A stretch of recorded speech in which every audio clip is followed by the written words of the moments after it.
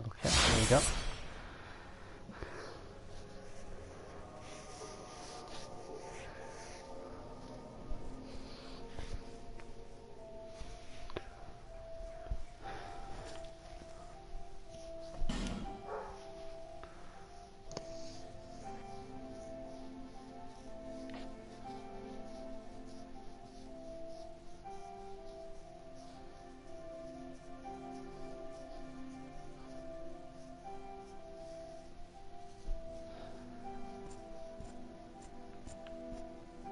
Did you get an invite?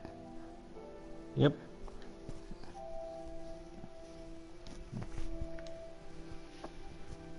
It stopped.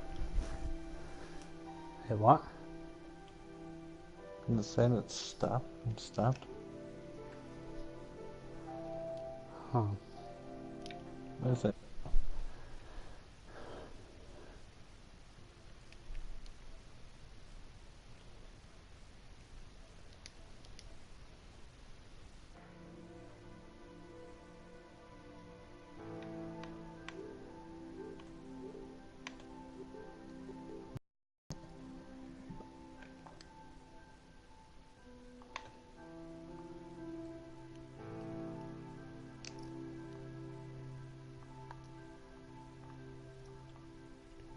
Any luck?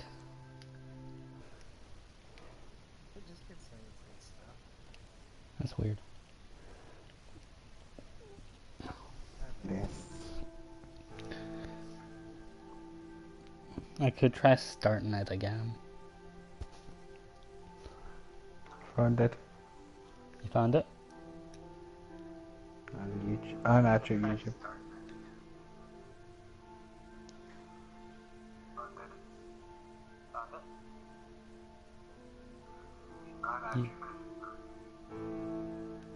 Hey. It doesn't Hi. say I have a view. Oh, okay, now I see. Okay. So we're gonna start a new game anyway.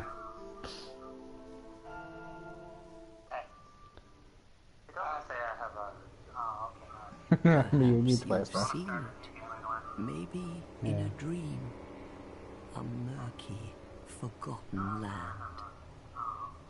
Yeah, I'll follow you.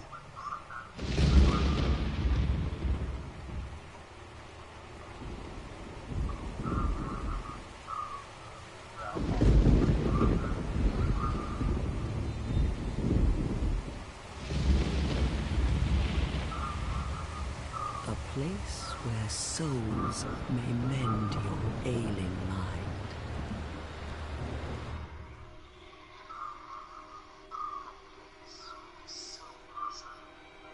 You will lose everything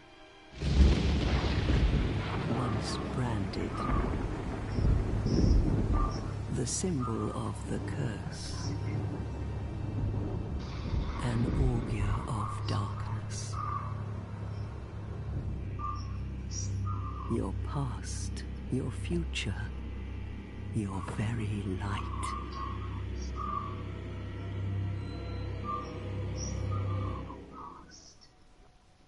None will have meaning, and you won't even care. By then, you'll be something other than human.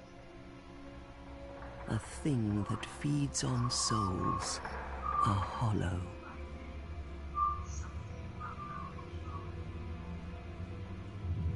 Long ago, in a walled-off land far to the north, a great king built a great kingdom. I believe they called it Dragon Lake. It's a cool name. Perhaps familiar? No, how could you be? But one day, you will stand before its decrepit gate without really knowing why.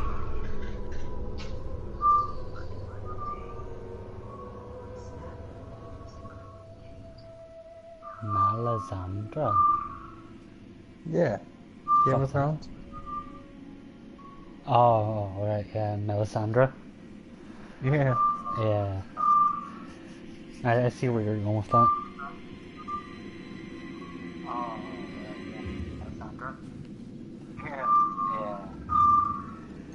I see where you're going with that.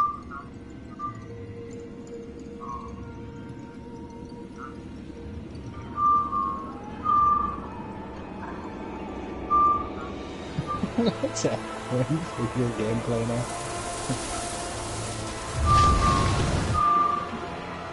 Yeah, there's very few cutscenes in the game though, so I suppose they have to set it up somehow.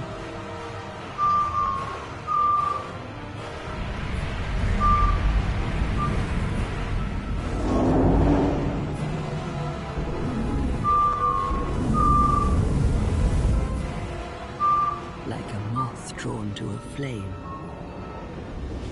your wings will burn in anguish. Time after time.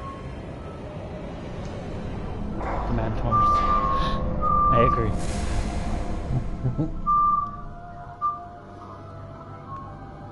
For that is your fate.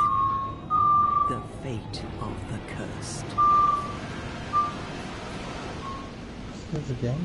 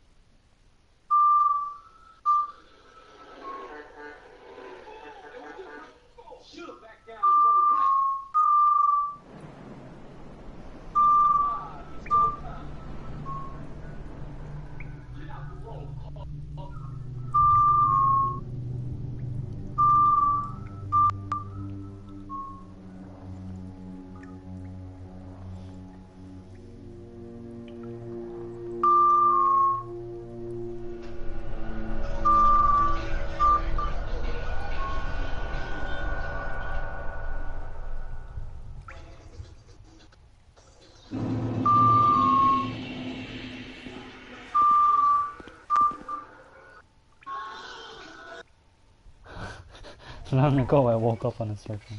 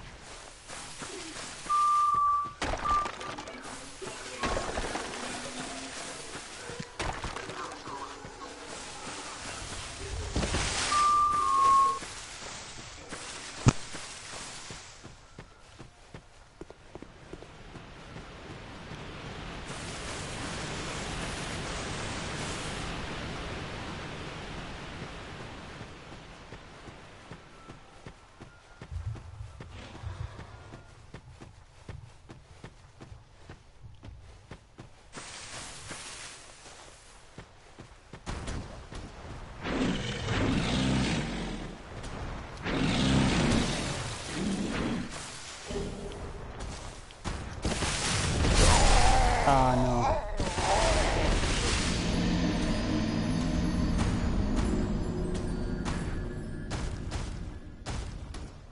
Death.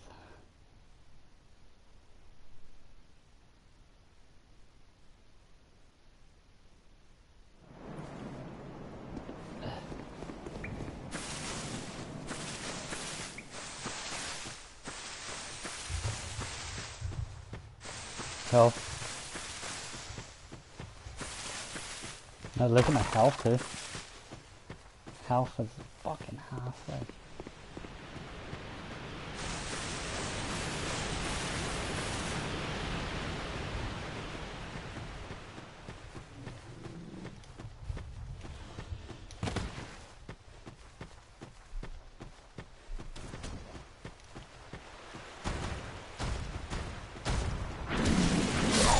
Oh, fuck off.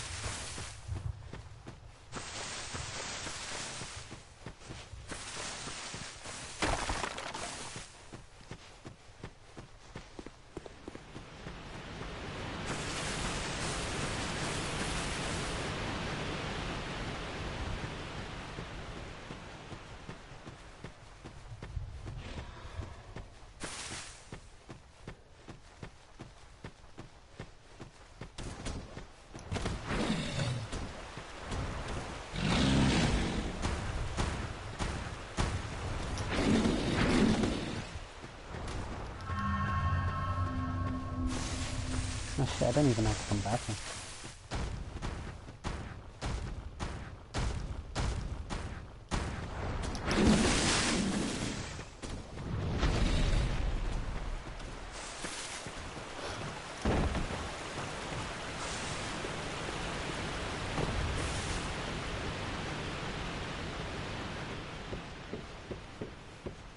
This is where you like create your character and shit. These three witch bitches. What seems to be the ruckus? Oh my, your face. The face of the curse. It's an undead. An undead has come to play. They all end up here. All the ones like you. You spoke to that kind old dear, didn't you?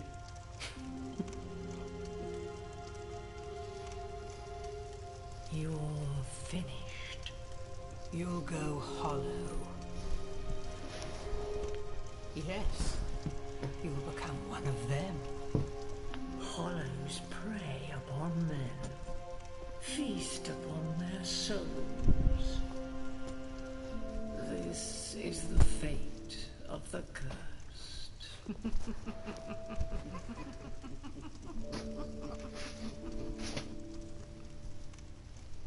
What is your name? Macbeth.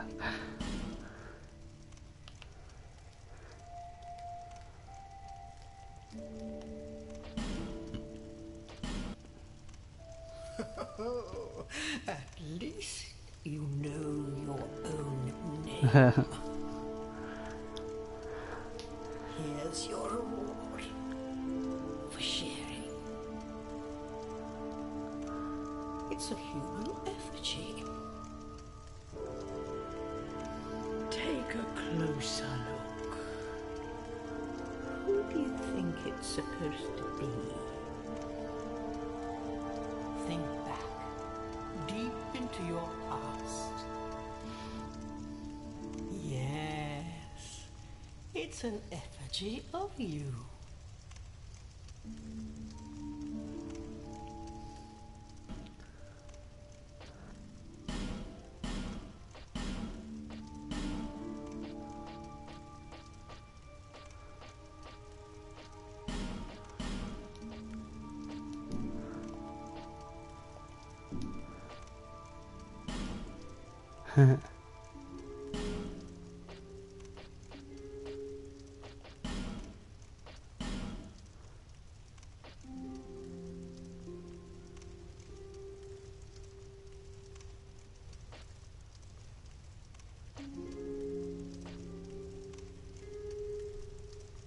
Someone wants what? Cooties?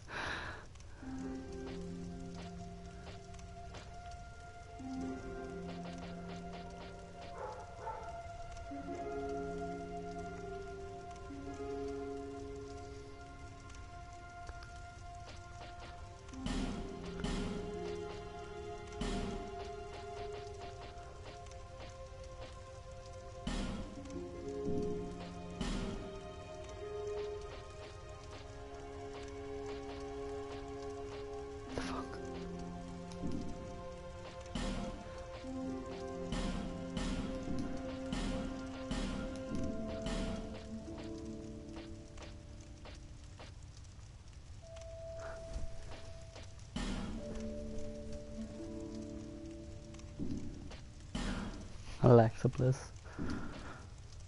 I wouldn't really know.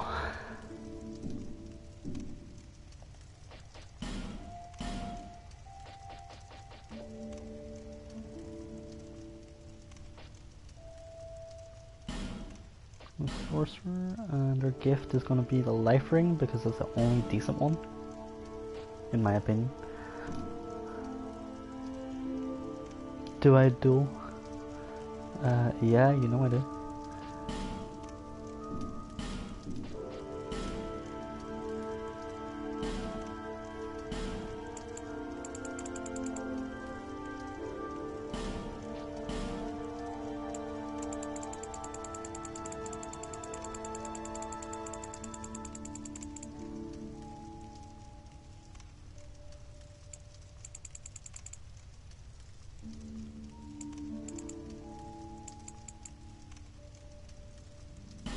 Does it dawn? Hell yeah.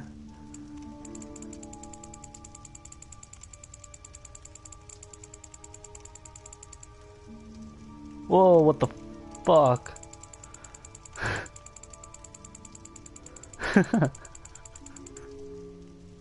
That was just not right.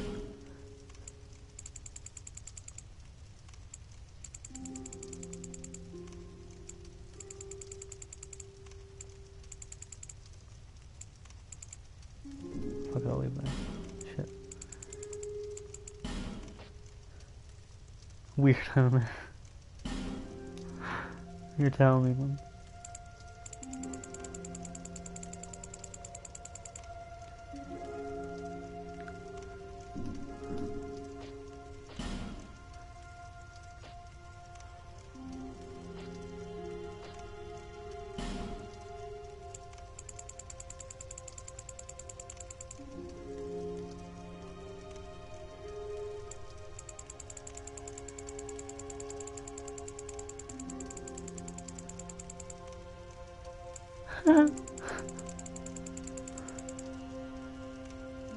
Hoiser? The fuck's Hoiser?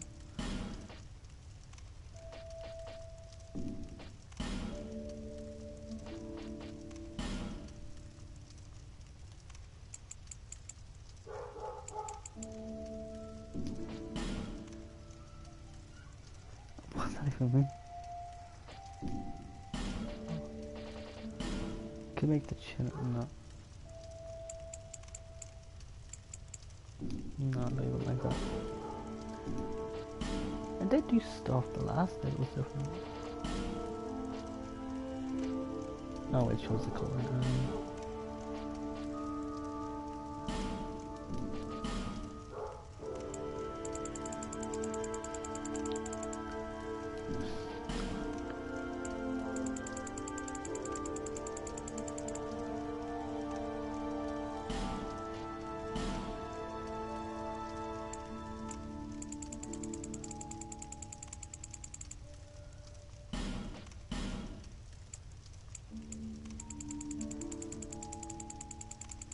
Ah, yeah, Take Me to Church is a good song.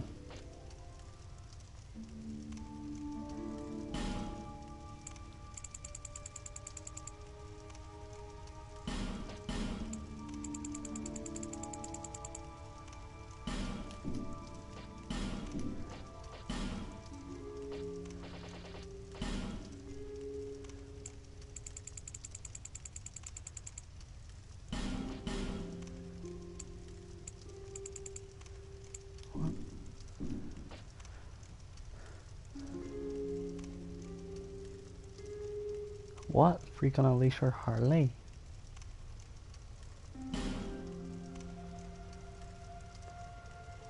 I don't know what that means.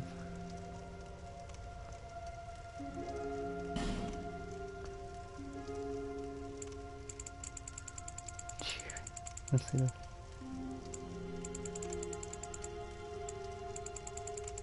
You know what? She doesn't care.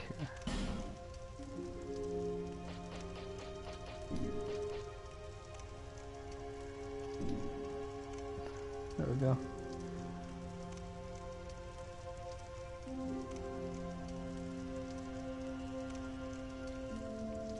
A bit of a Harley, I suppose. I don't really know what a Freak on a Leash is.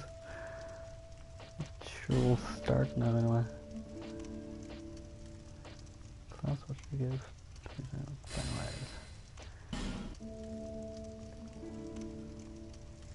All people to break the curse. You're no different, I should think. Doesn't stand a chance. Well, you never know.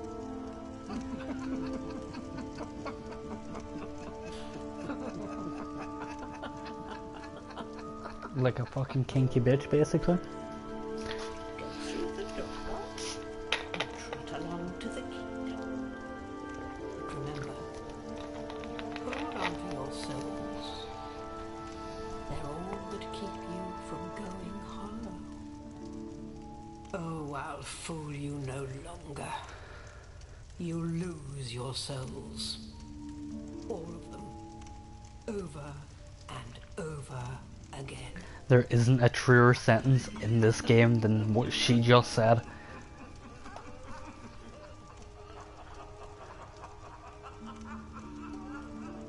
I like the kinky. Why not, sure.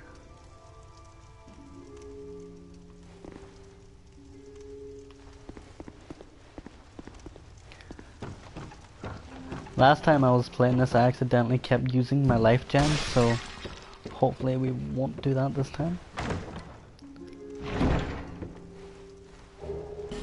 Also, I noticed that they took off my armor and shit, so put that back on. Put the life ring on. We have a dagger and staff. Good. I'll try not to die. This game is easier said than done. I'm gonna light this bonfire. We're gonna... Shit! And there, I just used a fucking life gem. I'll pick up some lost souls and a torch. Torches are so good. Love having a torch in any game. The only problem is it's kind of shit in this because it runs out like really quickly.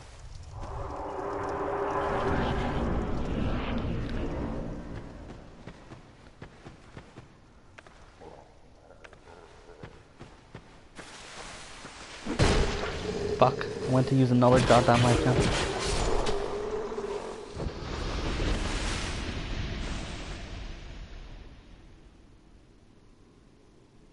In Skyrim? No, not kinda.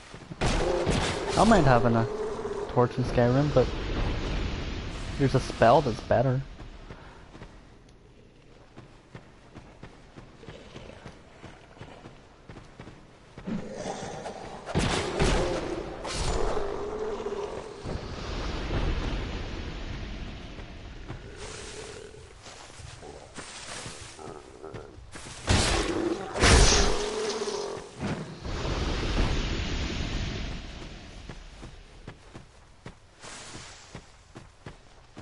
Fable? I don't even remember a torch in Fable.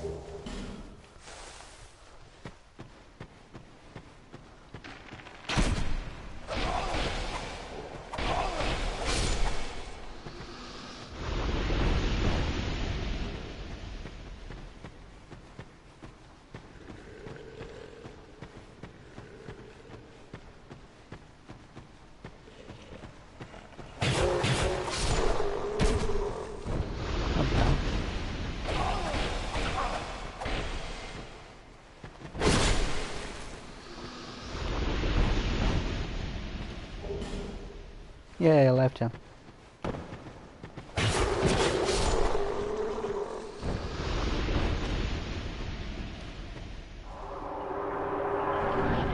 Oh, fuck the demon doors. That's right. You have to show it a torch. I thought you had to be like so good, so bright, so pure, so like... Ah, I hate that game. It's fucking brilliant now.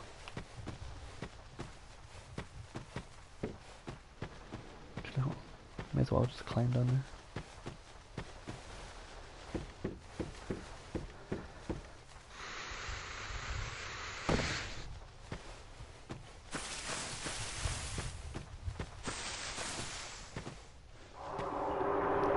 The first Fable is one of the best games ever.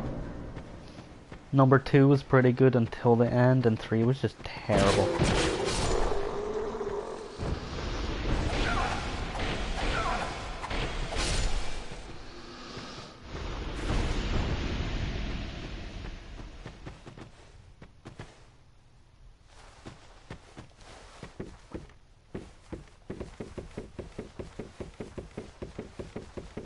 That's true.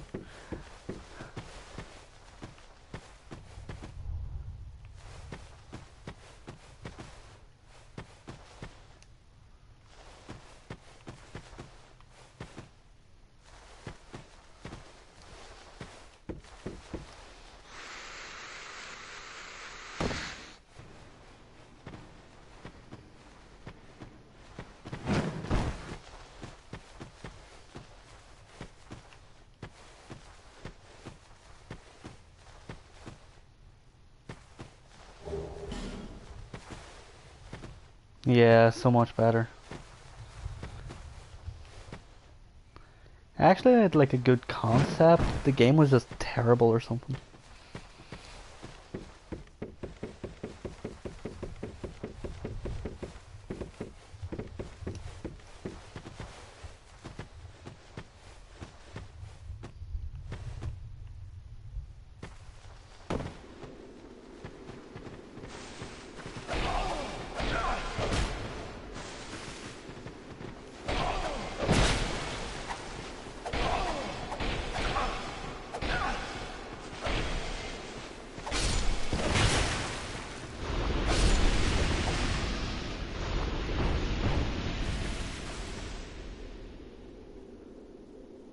Zoe Wanamaker?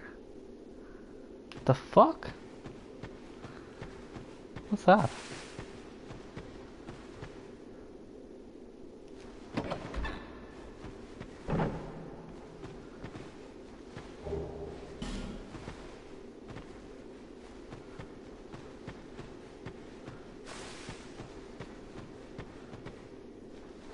Madam Hooch?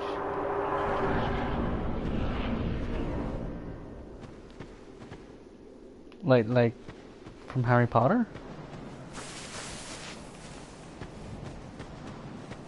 Ah, had Stephen Fry and right, okay, okay.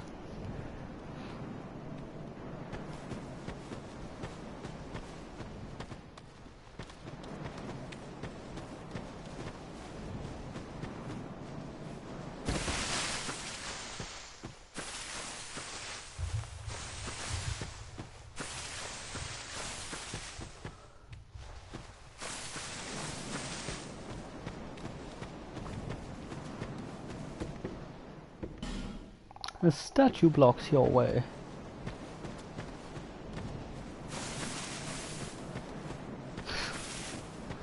Yeah, it didn't go so well.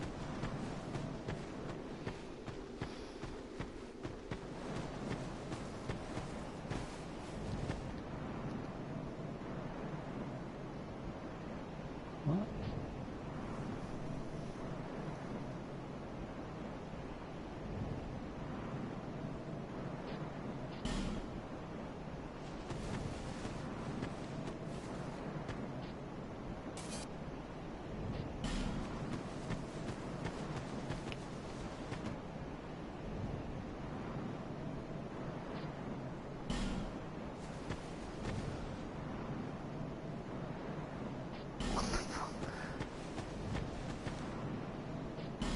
Someone had wit.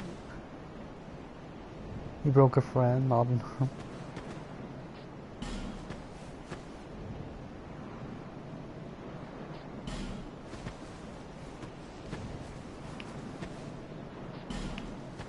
This person had way too much time. Are you ready? Praise the sun, in short. Hurrah for Bracement. In short, hurrah for Bracement. This person had way too much time.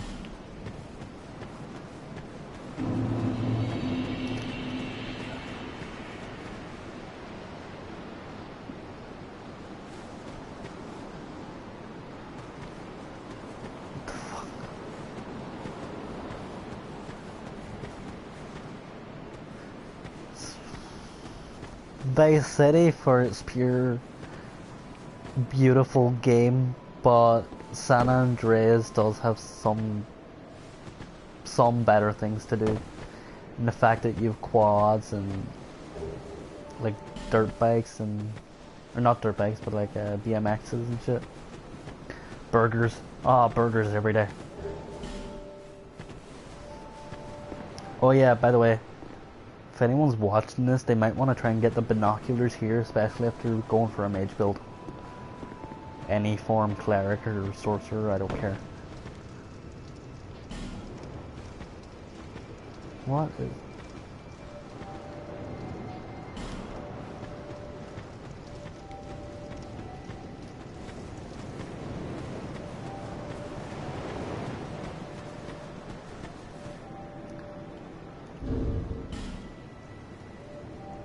Ooh, that's a hard one. burgers, pizza, and mac and cheese are my favorite things to eat, so...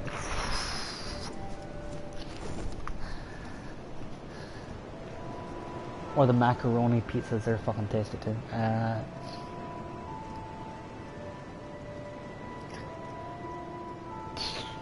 Oh, boobs are out. Let's see, let me answer.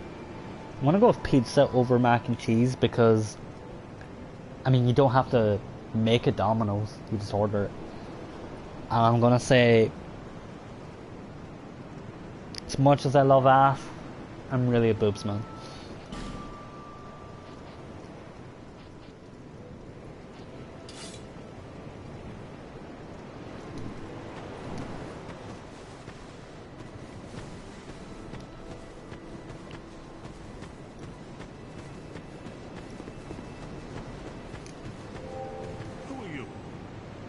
I am Jester.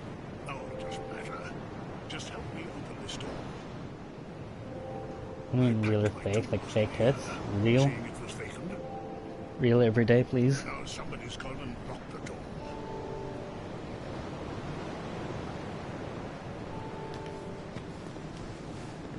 It's locked. No shit, you just said that.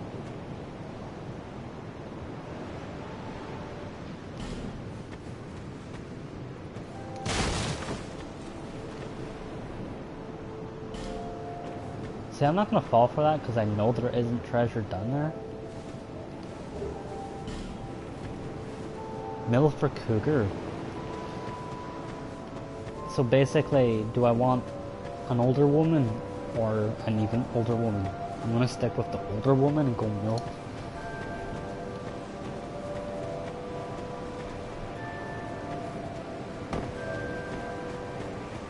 Are you the next monarch? It could be. Or merely a born of fate? I prefer the Bearer first. of the curse, The first one. I will remain by your side till this frail hope shatters. Take this with you. May it ease your journey. Ooh. See the king. He who made Drangleic what it once was. He who peered at the essence of the soul. Definitely make sure to get the Estus flask. I don't think you continue without it, but just get it anyway.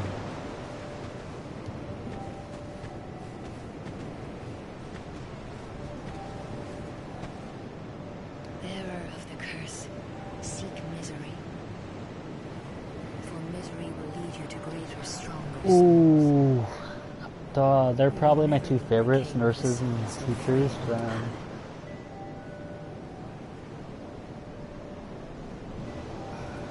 I'm gonna go teacher. Especially if it's with, like, a sexy schoolgirl kind of thing. To, you know, that kind of way.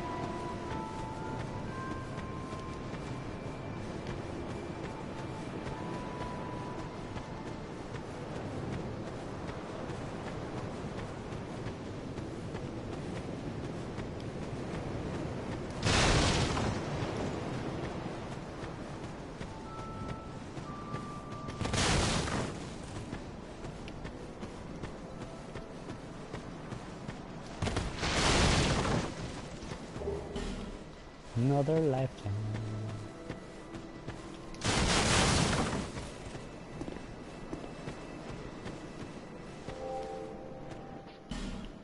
Tears ahead.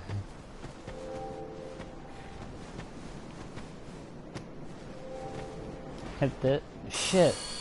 Oh well. It's not a bad thing having fucking nearly full health. What? Nipple clamps, whips. I'd probably have to go with whips. But yeah. Hit this. Body will come up. Interact with it, and you get a free shard. Go back to the Emerald Herald, and she'll turn it into an upgraded Estus flask.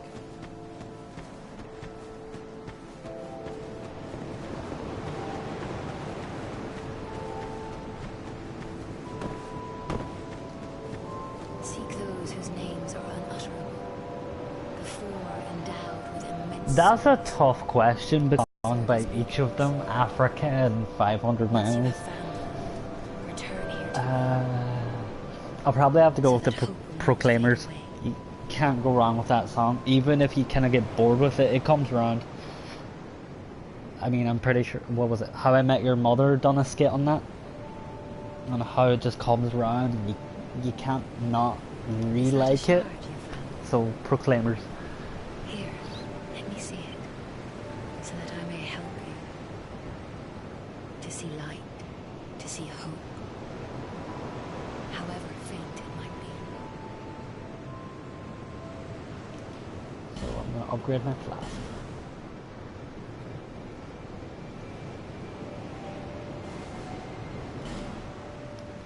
And then I'll leave her. Then I didn't activate this bonfire, did I?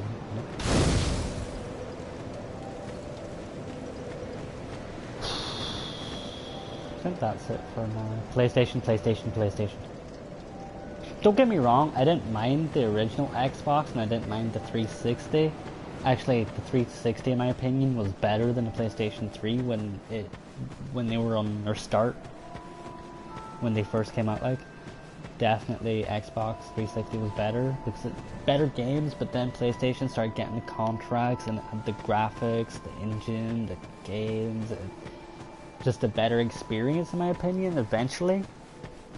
But between PS4 and was it Xbox One, I definitely have to go with PS4 for a few reasons. One, I think everyone was a bit freaked out when Xbox was going on about recording people, and I remember they were going on about if you traded a game, like there was a certain price you had to pay back with that game. Like say if it was an 80-year-old game, you might have to get 30 for that game back to the store, and then just say you got 40 for it, so you'd make a tenner off that game. That's fucking terrible.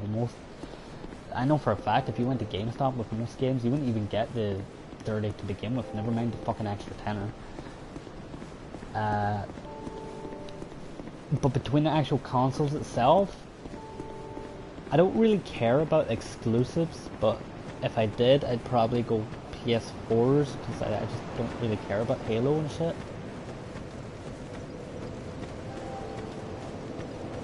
But then, there's a console itself. There's nothing wrong with the Xbox console. It's just as good as the PS4. But I like the PS4's look, home screen, and controller far better. Because the controller is so much lighter. And if you're gaming all day, you don't want to be holding a really fucking heavy brick in your hand. So that's my answer. PlayStation. And I'm just roaming around here. Shit, I should actually be doing shit. Too busy answering that question. And you get the treasure behind here.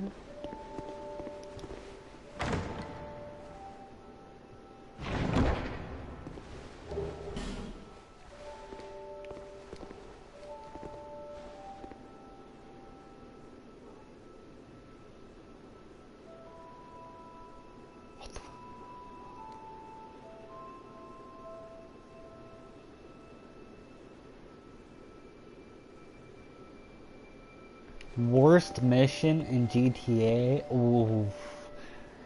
Let's see. What game? First off, what game? Any GTA or my worst mission in each GTA?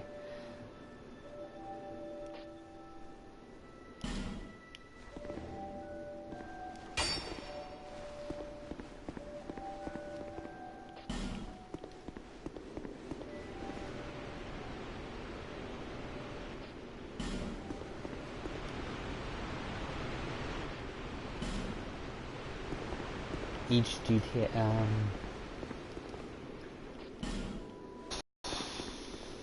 honestly, let me think.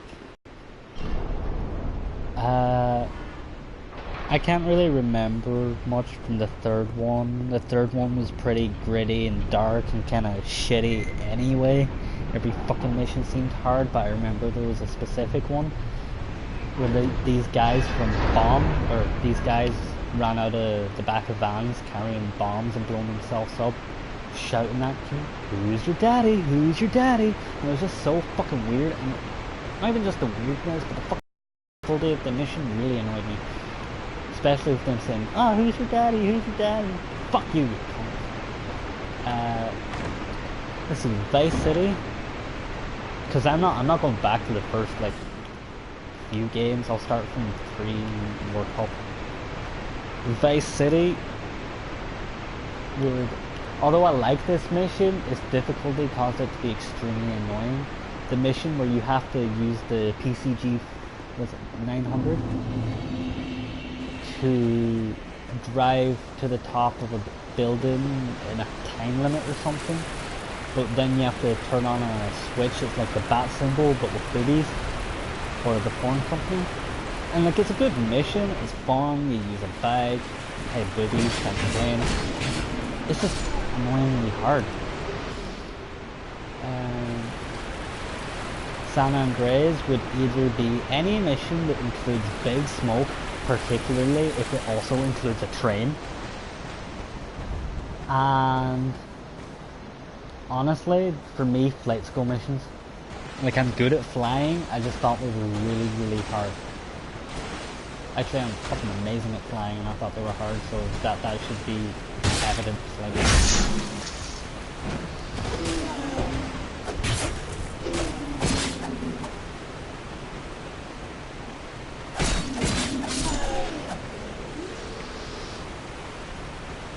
I also didn't discover this bonfire until about like halfway through my first playthrough, and I don't even know how. I felt like a fucking idiot, but that's life, I guess.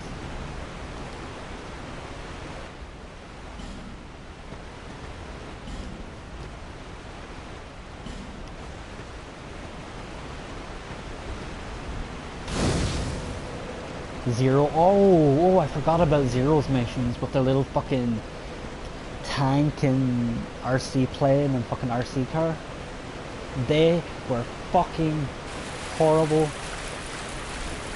but they were fun, so I'll still stick with my original answer. Fuck off, I got a fucking arrow to the fucking face. Look at that, it's stuck in my okay, it's not stuck in my head. Oh, fuck off. That's not the goddamn truth. Yep, I gotta go. Okay.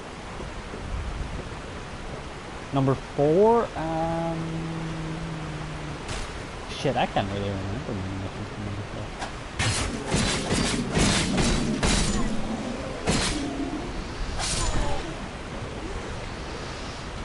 Okay. Pretty much. Hold on, let's see. Number 4. Nico Bellic. Let's see. It must have been annoying this one.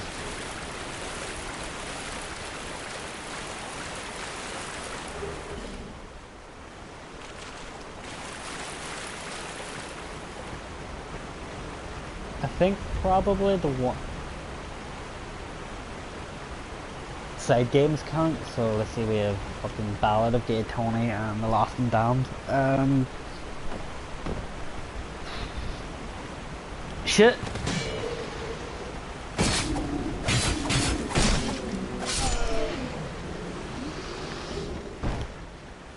Let's see. The Ballad of Gay Tony. Probably the dancing missions, and it wasn't anything to do with difficulty, I just didn't fully enjoy them. The Lost and Damned. Any mission that you had to chase someone, because those bikes just didn't turn well. It just didn't. It was annoying. I mean, you could become a really, really good driver on them, but you still had a disability, like, you just couldn't turn that well. As for the core game, I'm probably gonna say, I do remember one that was annoying where you had to, like, break into a bank. Not a bank, a museum or something like that. I remember it was like, alright, except it was, you had to avoid cameras and people or something. It was just annoying, I suppose. There probably is worse missions, I just can't remember. And number 5, are we talking about offline or online?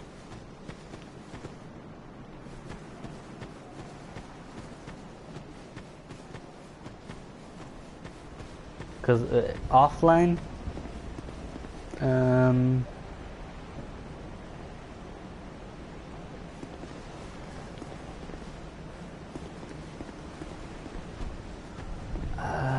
let's see, offline, what was annoying offline?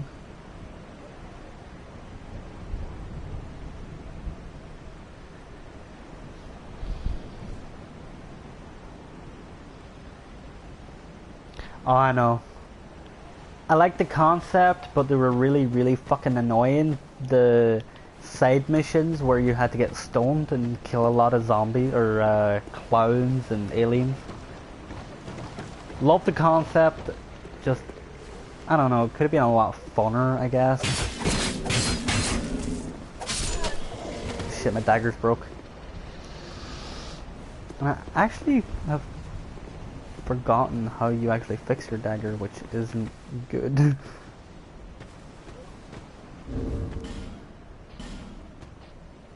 Ooh, I have bandit's knife? Ooh, I have a spare dagger. Oh, that's fucking sweet. I didn't have these last time.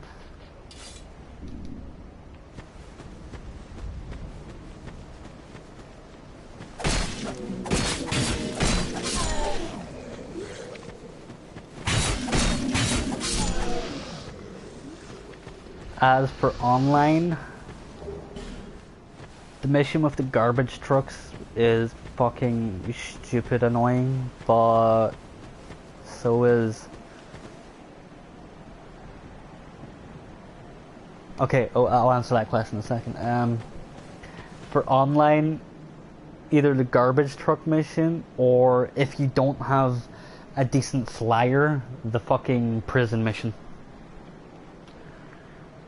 Tommy, CG, Nico, Franklin, Michael, or Trevor. I'm gonna have to go with Tommy and Michael.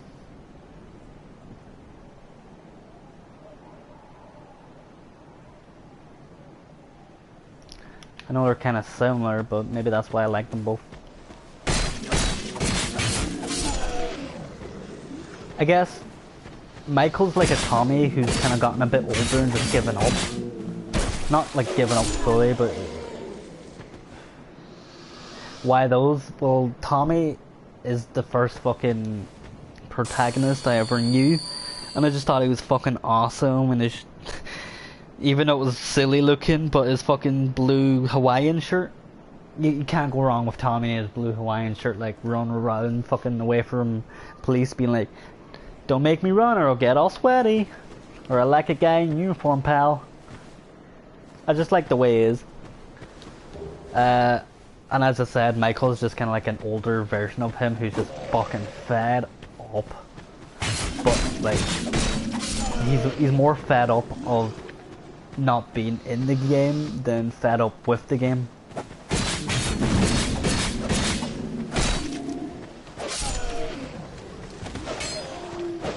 And by game I mean crime, not the actual game.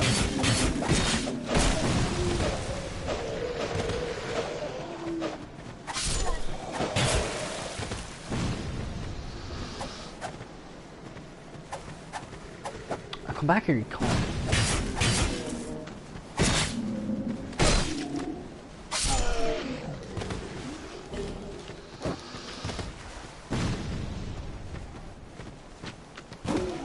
Whoa.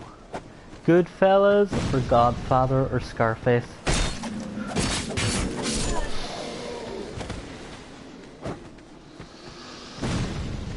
Don't get me wrong, I like Scarface, but it can get a bit draggy, and I don't think Goodfellas drags as much. But I'm not really a fan of The Godfather. I thought that was quite boring, actually. I like the concept, but it drags on a bit. I don't know, it just gets boring, I guess. So I'm gonna have to say Goodfellas because it doesn't drag as much as the other two. Even though it's a long movie and you do really have to pay attention, it's just funner. like random fucking scenes, like Danny DeVito just getting really pissed and, or no, not Danny DeVito. Who was it? Guy from Home Alone. He gets really pissed and just fucking like starts beating a guy against a fucking table. That was hilarious. All because he apparently disrespected him and he like really didn't. I almost died. Star Wars or Star Trek? I don't really care for either, so neither. Maybe Star Wars because I do like the lightsabers. They're pretty cool. Can't go wrong with like a laser sword. Also, they have that like magic thing, the Force, where you can like choke people against walls and use lightning and choke people. Whereas, I honestly couldn't tell you really what happens in Star Trek. Well, I don't really care. I'm gonna probably say Picard, because I'm pretty sure he's Patrick Stewart, and I love Patrick Stewart. Whereas Spock is Leonard Nimoy, and I don't really know him, apart from Star Trek, I guess.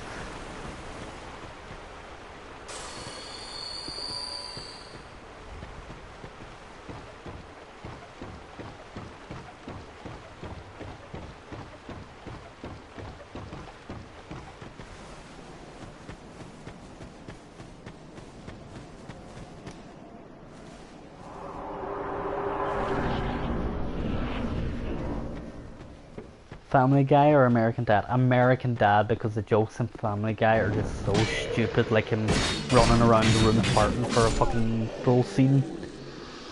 Or every fucking scene is a flashback, like come on. Whereas American Dad has dwindled a bit in recent years, I'll admit, but still uses far more intelligent jokes. Particularly with the fact that they can kind of use them because they've got the FBI and Alien storyline to back it up.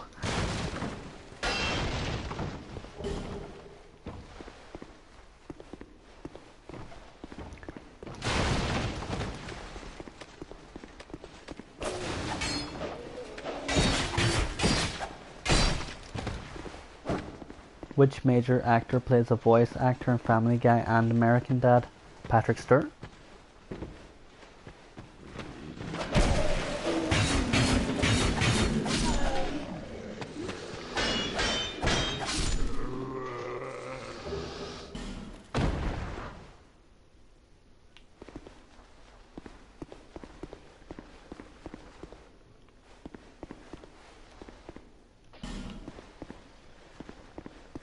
I'm actually doing really good. Normally I would have died a few times along this one path. Which two characters? Stan's boss from American Dad. And who's he playing Family Guy? Wait, doesn't he like play himself or something in... Oh, he plays Adam West, or is that Adam West who plays Adam West? I don't know. I'm not sure in this one.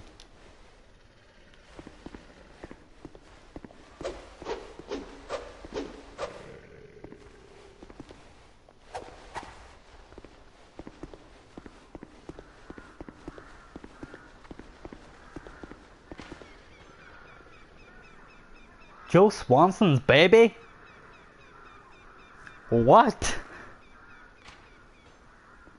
I don't even remember Joe Swanson having a baby.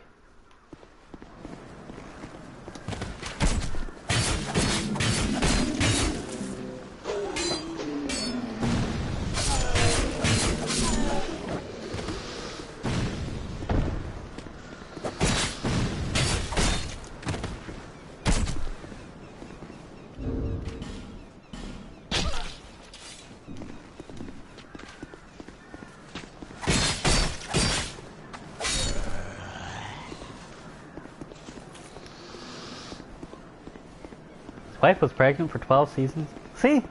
I didn't know you ate a baby, and you ate a bump. Whoa, what hit me? That's not cool, man.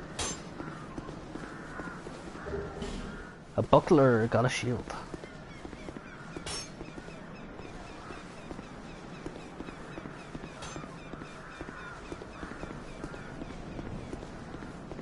It's kind of funny, I can watch how people have died. That's cool. Oh, I remember this part. Enemy. Be wary of enemy and then treasure required ahead. Cats or dogs? Personally, cats. Don't mind dogs. Personally, prefer big dogs. But I've always loved cats. Had them since I was a child and I just fucking love them.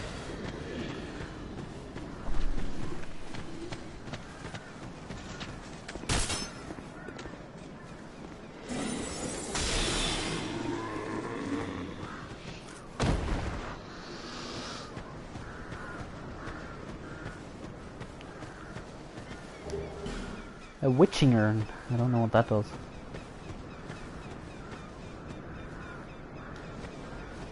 Damn it. Oh well. Huskies or another dog. I'm gonna have to say huskies because fuck me, they're awesome. But I do like other dogs. I like German Shepherds and I like Labradors. So. But personally, yeah, huskies are my favorite. Bald cats or pan-faced cats? I'm gonna guess you mean the cats whose faces are just like flat. I'm gonna have to say those ones, even though their face is ugly kinda, the rest of them is fluffy and cat-like, whereas the other one just looks like someone chopped off their penis and it grew legs and ran away.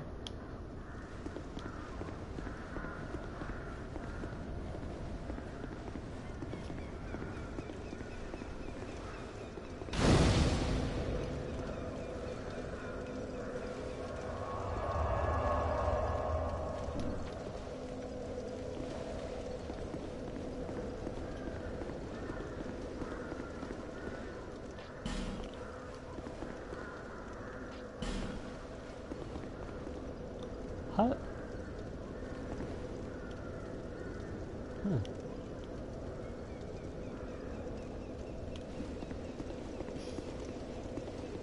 I'm definitely, like, I love Harry Potter, but I'm gonna have to say the Wardstone Chronicles, and my reason behind that is shit, fuck. My reason behind that is the fact that the author didn't go online after it and just kind of change stuff that they weren't happy with, like J.K. Rowling did. I wasn't particularly happy with that, so yeah, definitely the Wardstone Chronicles for me.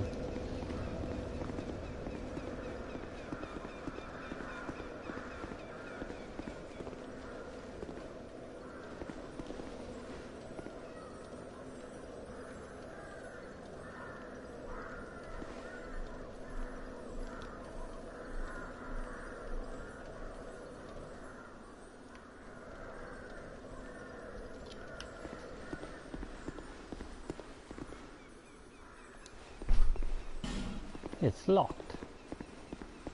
Lions or tigers?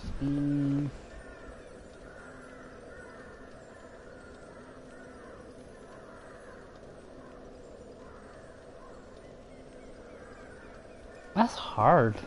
That's a hard one. I love lions because same reason everyone does. They're the biggest, strongest beasts of the jungle. You know, they're the king and that shit. But tigers are cool because they like climb trees and hunt like really stealthily and shit. Whereas lions are just like, they walk through the savannah and just be like, oh look, there's some buffalo, let's attack them. And the buffalo are like, shit, let's form a circle because we've seen you. Blue eyes or red eyes? I guess you mean dragons and not eye colors.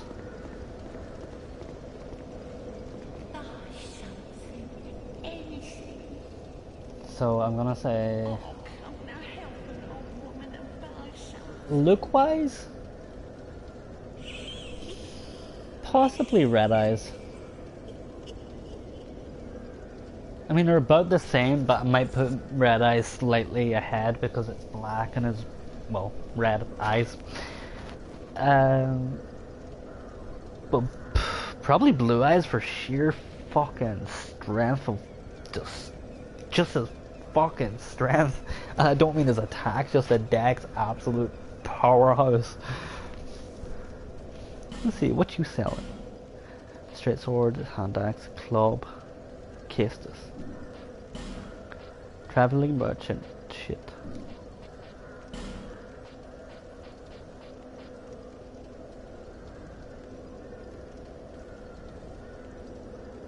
What? I don't remember them. I do not remember them from the last game. Or last time I played this game.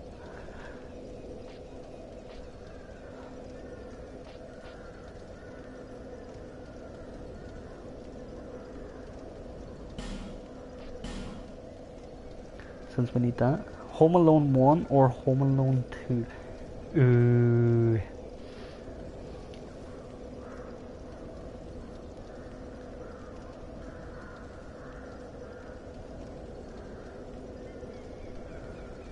That's actually a really hard one. And that's not true. You do get red eyes. Albino people with red eyes. And they're natural, so you can't say anything against my argument. Anyway, back to Home Alone. Honestly, used to be number 2, but I'd have to say number 1 just for sheer Christmassy warm feel to it. But number 2 is fucking brilliant. Like, some of the scenes are just epic. Like when Kevin's on top of the building throwing bricks down and he just keeps hitting Marv right in the fucking face.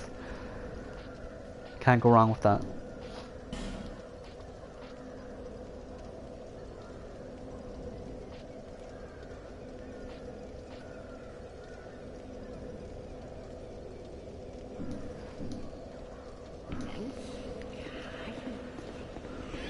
Meerkats or ferrets? Ooh! Oh, you're a dick, because meerkats are actually related to cats, but ferrets are fucking epic! They're so fun!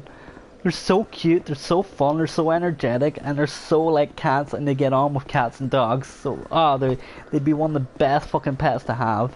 Whereas you can't really have a meerkat as a pet, unfortunately, because they need to kind of have a group.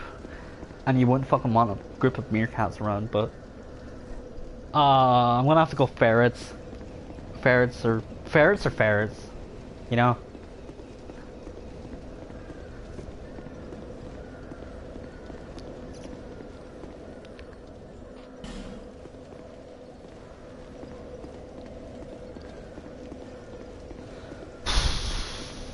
I'm not sure which way I should go, but I'm gonna go this way.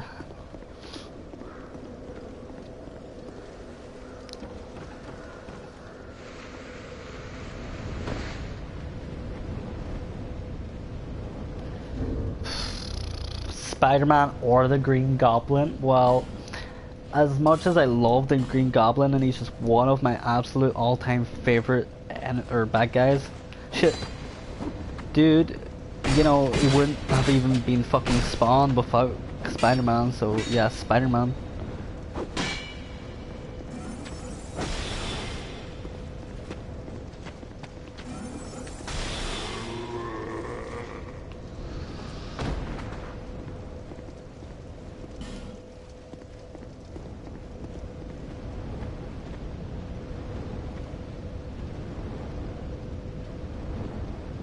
That person's died from falling off. We're jumping off here. Venom. Because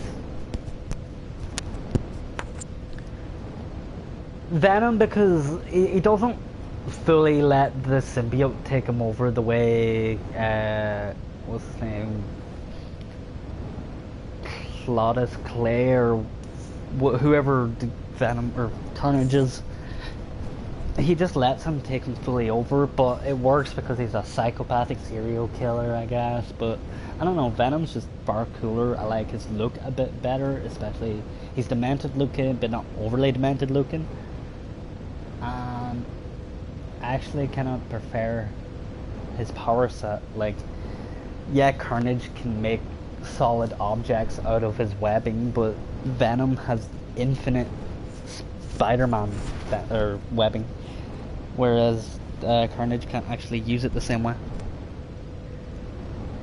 Then I'd have to say definitely Venom for one. I prefer the characters who actually become Venom, and two, I like how Spider-Man's powers don't work on him. Game of Thrones or Lord of the Rings? Boy, that's actually tough because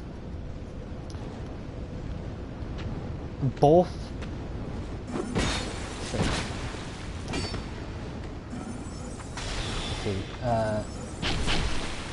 I never ever shit.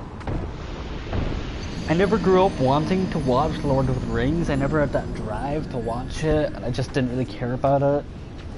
But then I got sick one Easter holiday. Me.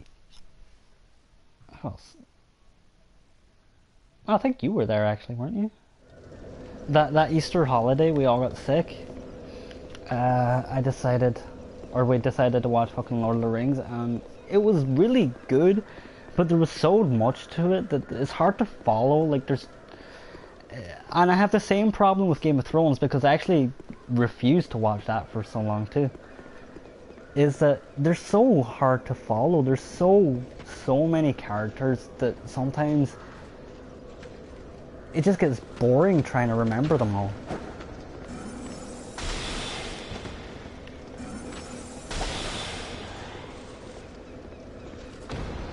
But I'd have to say Game of Thrones. There's just certain things I prefer about it. And it's not as linearly cliched as Lord of the Rings, which is kind of ironic considering it's basically a copy. But 40 to 60 years later. Marvel or X-Men? I like X-Men. I really like X-Men. You can't go wrong with Wolverine and Nightcrawler and whoever else, but I'd have to say Marvel because Spider-Man's my favorite character.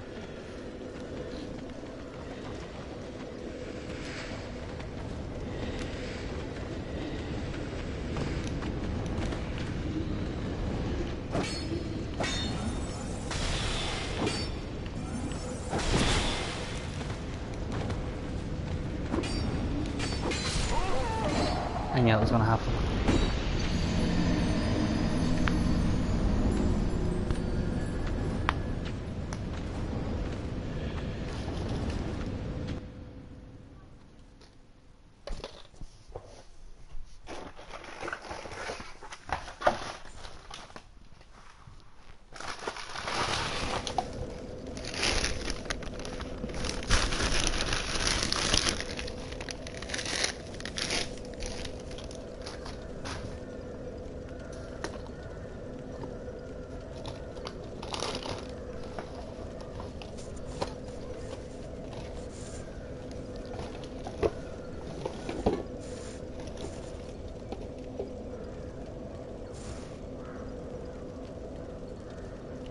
Iceman. Cyclops just annoys me. Don't get me wrong, I love his glasses, I love his red bike, I love his red car. I do not love Cyclops.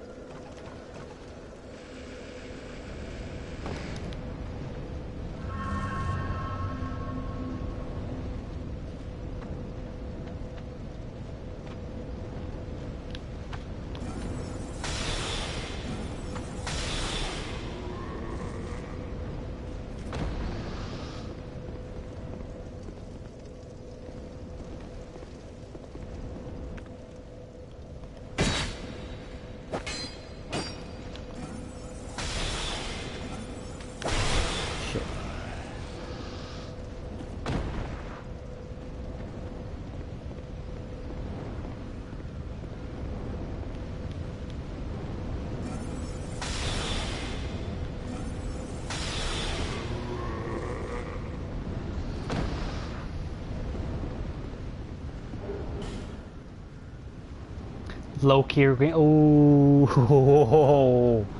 oh, that's evil because that's evil because I liked Green Goblin before I really kind of knew about Loki, because I didn't really know about Thor and shit when I was growing up, whereas I did know about Spider-Man and I appreciated Goblin far longer. But being who I am, the Jester, I love tricksters, and Loki is the king. He is a god of tricksters. But Gobby's pretty tricky too, like, so it's funny. I love pumpkin bombs and the gliders. I love his little silly purple hat in the cartoons, and I love his face mask in the movies. I'd still have to probably go with Loki for those reasons though.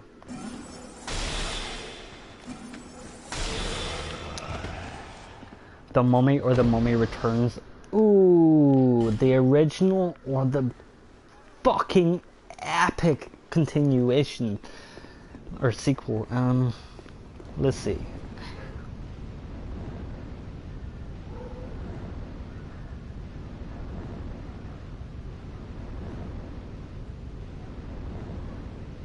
Probably the second one, because there's just some epicness to it. Like, Alex might be a bit annoying, but I like the concept. He's quite funny, and he brings something to it. And then I like how Anux and the Moon is more in it, and the Mummy has like someone to kind of love and have a relationship with or whatever, and then it fucks him up at the end because she doesn't sacrifice herself the same way Evelyn does for Rick. So I'd have to go with The Mummy Returns. Because there's also the part where fucking she gets stabbed and it's so dramatic, and then Alex and Jonathan are just brilliant at that moment. The Mummy cartoon or The Mummy Curse of the Dragon Emperor, the cartoon, 10 times over. The cartoon was kind of epic. As a child, I was a bit annoyed that it didn't fully follow the movies and stuff, but compared to Tomb of the Dragon Emperor, which was just plain shit, except maybe the first 5 minutes. The first 5 minutes are probably the best minutes of that movie, and then it just turns to shit. So I'm gonna have to say the cartoon, because he's still a Jonathan who was brilliant in it. Although he was still brilliant in the third movie, it was probably one of the best things about the third movie, and I'm glad they fucking brought him back, because I hate the fact that they changed the Mummy and Evelyn. Well, and Alex too, but I understand that he had to grow the fuck up.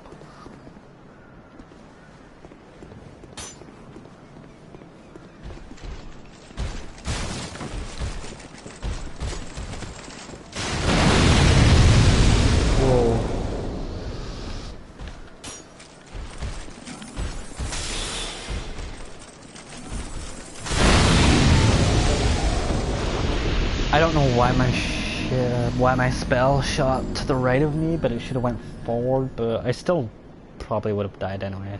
This Sitter or Adventures in Babysitting. They're quite similar movies. Probably The Sitter. Oh, you know what? It's tough actually. The Sitter's brilliant because it's Jonah Hill, and it's just really good. It's a good storyline, and children, you get to like them even though they fucking annoy your head. But it does get to be really enjoyable. But I mean, Adventures of Babysitting were so fucking good. It was hilarious for its time. It had the fucking babysitter who was hot as fuck.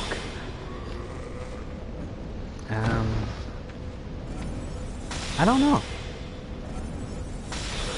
I haven't seen Adventures in Babysitting since I was a child, so I might have to say The Sitter because I can remember it a lot better. Also, I'm gonna have to say The Sitter because Adventures in Babysitting calls Thor gay.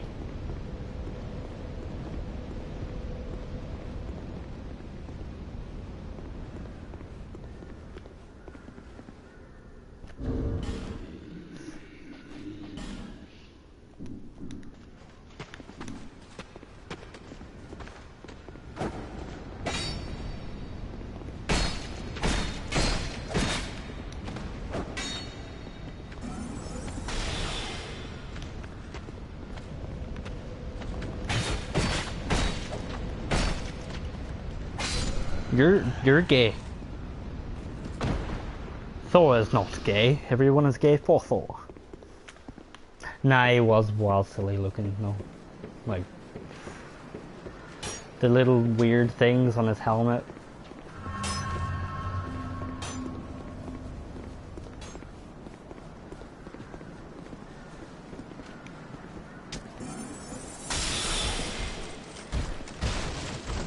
Shit, that does no damage.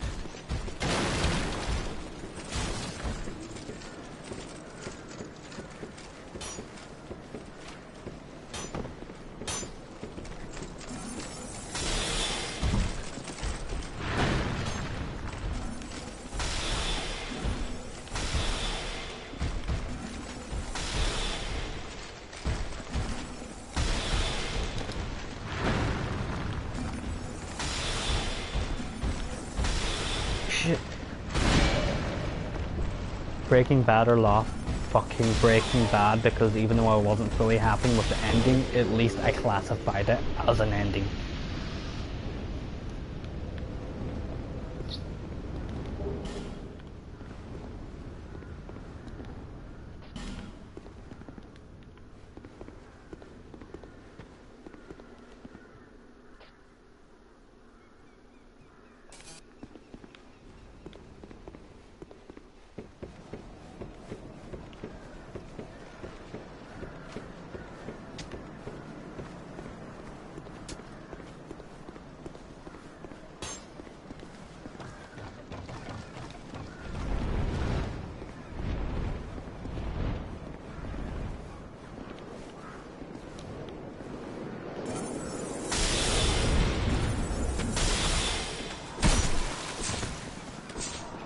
Shit.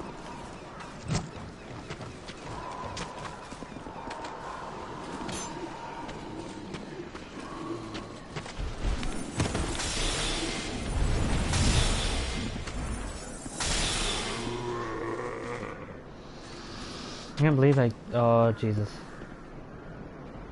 Austin Powers 1, 2, or 3. Ooh.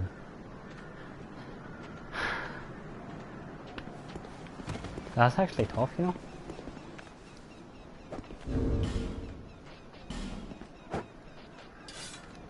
Probably 3. You can't go wrong with Gold Member.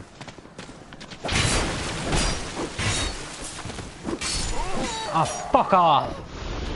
Fuck!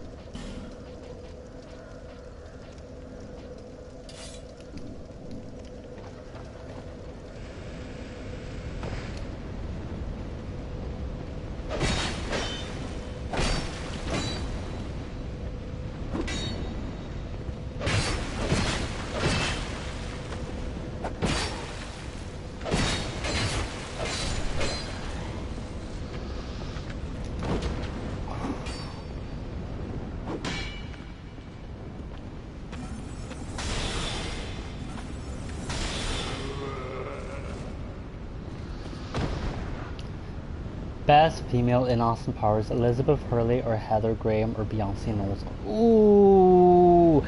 Okay. Fuck Beyonce Knowles compared to Miss Elizabeth fucking Hurley and Heather Graham.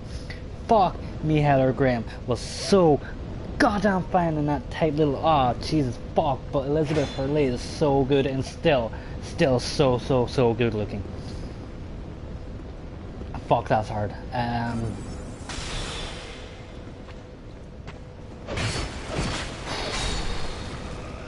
Overall, Elizabeth Hurley, but personally for the best female in Austin Powers, I'm gonna go Heather Graham, Miss Felicity Shagwell. Damn, she's good looking.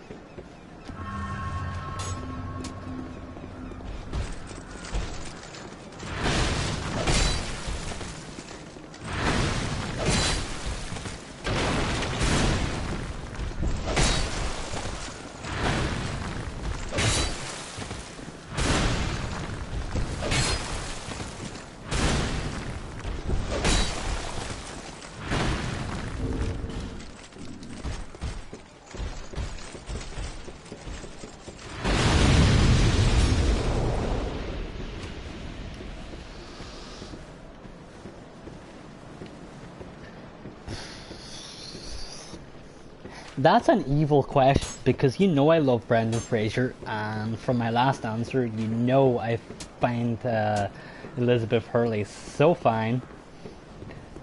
But man, The Mummy, dude, like, Bedazzled is brilliant, it's a fucking brilliant epic story, it's funny, it's just good. But man, The Mummy is just my all-time favourite film. First, well, at least the first two. Third one is fuck off.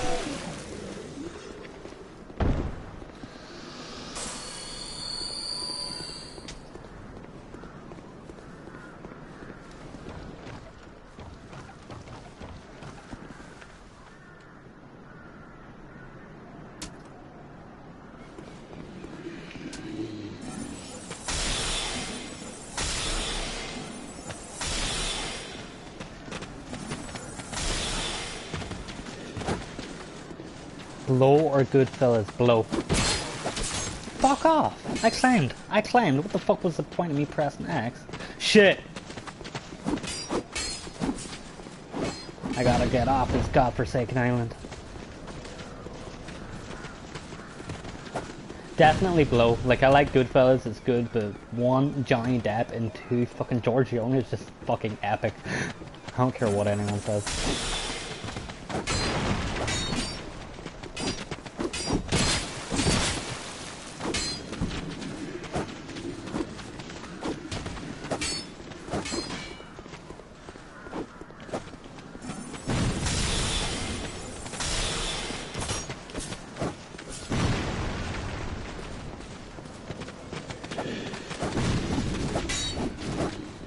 Fuck, I'm screwed.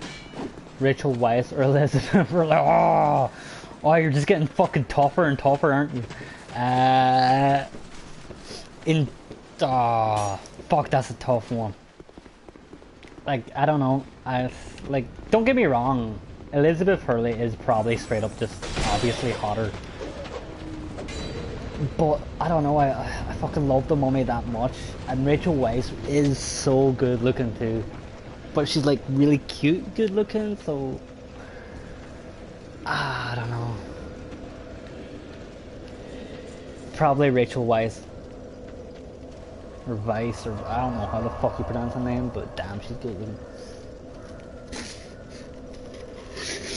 Especially when she's all like librarian and she takes her glasses off, and fucking perfect scene, because everyone loves when little nerdy girls like become super sexy.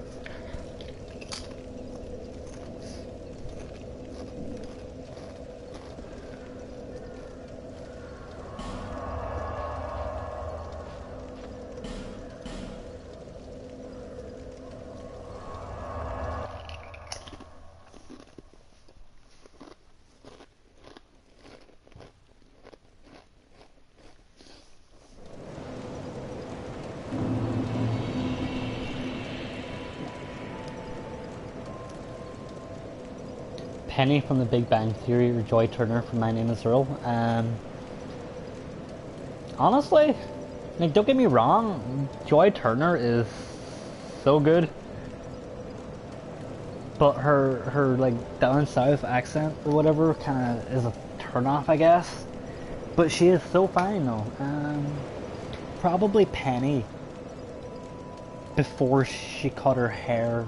But I don't mind her when she cut her hair, but I prefer her hair longer.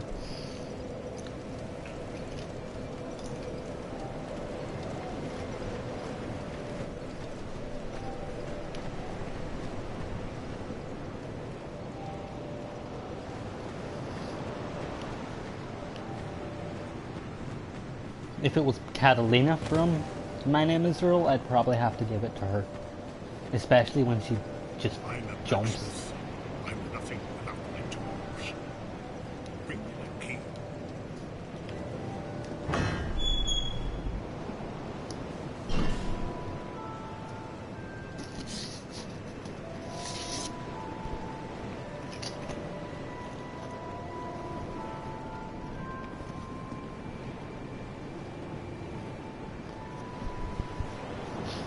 Oh, Catalina jumping.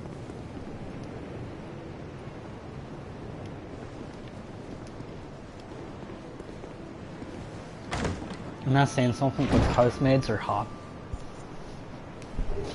Especially her, the housemaid outfit. Ah, yes, very good. Now I can get to work.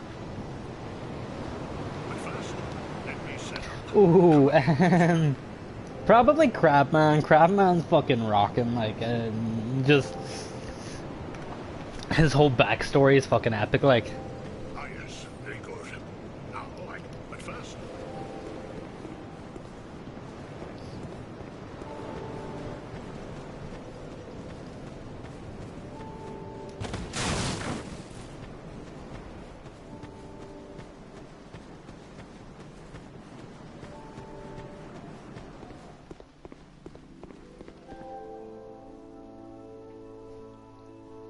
Charmed or Buffy? As a kid, I would have probably said Buffy, because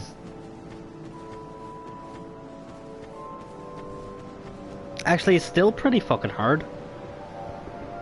Like, Buffy's fucking awesome. It's got hot babes like Willow, Dawn, Buffy herself, Cordelia, that fucking evil witch. It also has like other sexy slayers. It's got really fucking cool guys. Like, you can't go wrong with Angel or Spike. Don't care if you don't like one of them. You're bound to like the other. And just really good fucking supernatural storyline. But Charmed has one, the three sisters, and especially when Prue dies and let's see, Phoebe, Paige. When Paige comes. Phoebe, Piper, Phoebe, Paige, yeah. Prue, Piper, Phoebe, Paige. Yeah, when Paige comes into it, she's so fucking hot. And just personally, I didn't really like Prue, so it made the three sisters better to me. It has really good storylines until kind of Piper gets pregnant and it becomes all about Wyatt and shit. Then it kind of starts to go downhill until Cole comes back into it.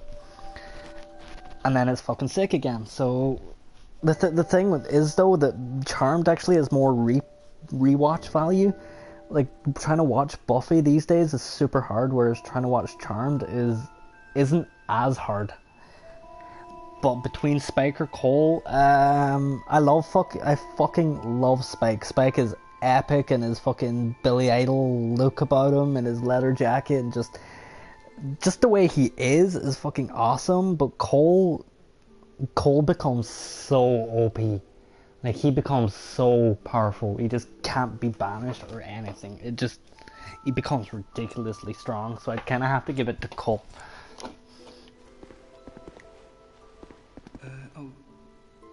Hello there.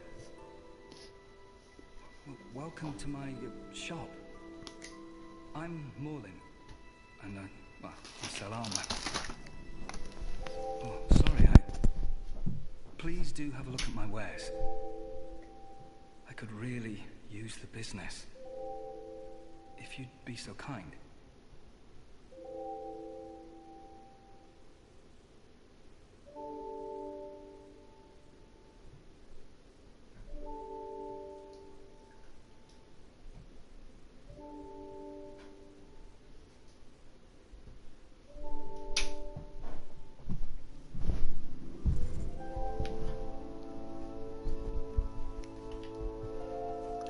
Naruto or Boruto? Fuck me, these questions are getting more fucking difficult by the second, I swear to God. Right. Right. Dude.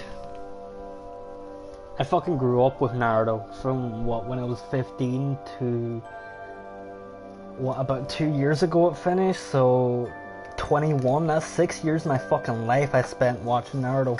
Reading Naruto and watching Naruto and just having fucking Naruto discussions with people and shit. But Boruto is so good, and I honestly, I didn't watch it for a long time, or even care about it for a long time, because I just thought it would be, not necessarily shit, but too samey at the very least. And I knew the kids were kind of overpowered for their fucking age, so I was like, I don't want to watch that because it's just going to be an overpowered Naruto. But I really, really, really like where they've taken the story. The kids have their own personalities. They really actually do have their own personalities, and it shows, which is good. Apart from maybe like Shikadai, who's just really another Shikamaru, which I don't mind because I feel it.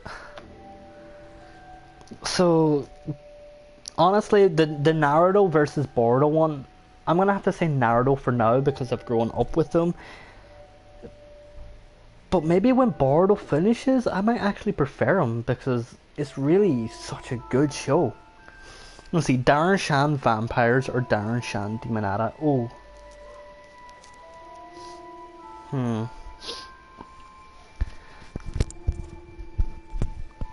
That's a good one actually. Let's see. The Demonata has so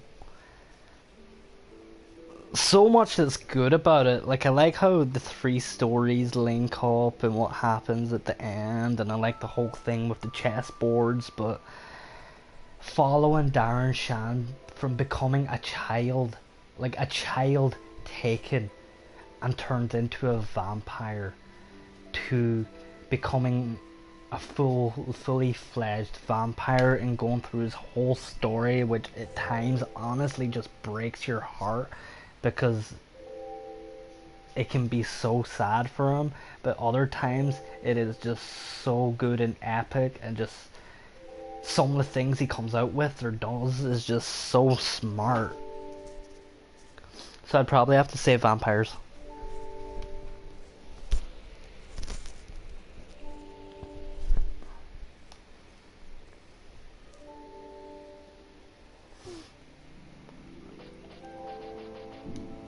I don't need any of this anyway, so...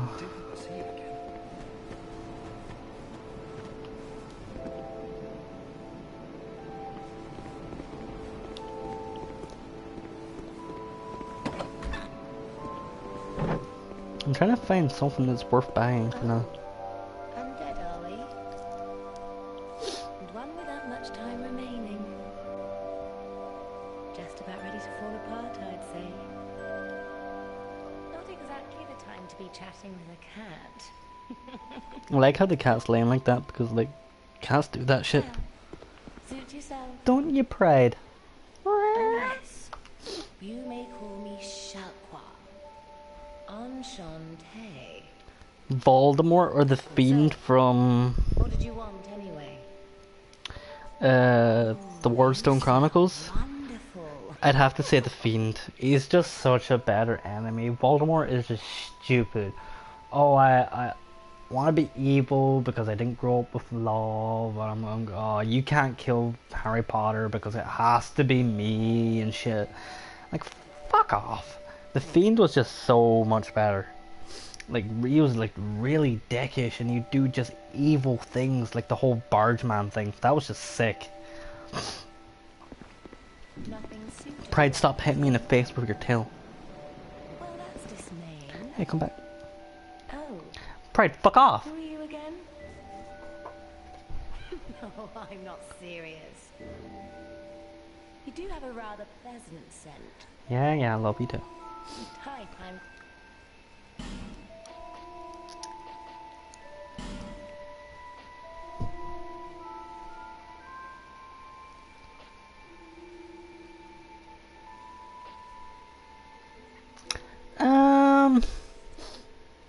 Seto Kaiba's cool, if not a bit arrogant. Well, they're both arrogant. But I like who Chaz becomes. Like, he has a story that stems from him being the best, being taken down a peg, wondering what his purpose is, and then ultimately coming back, becoming a better duelist for it, if not the best, and accepting that. And I think that's a good story to have for him. But Seto's from the original, and the originals are just the best, so maybe Seto. But I do like Chaz's story.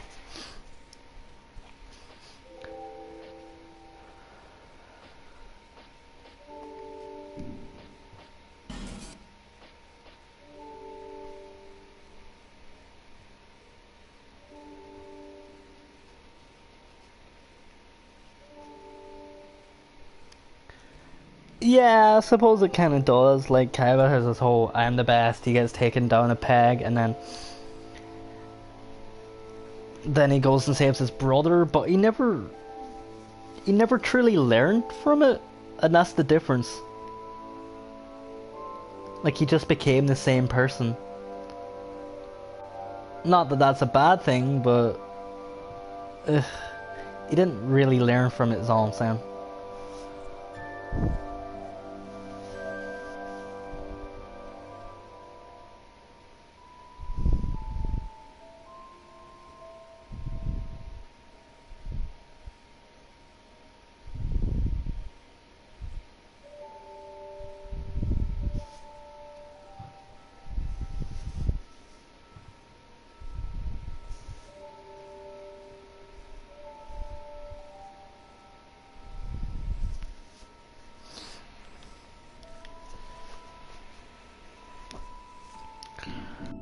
I don't even know what to do anymore.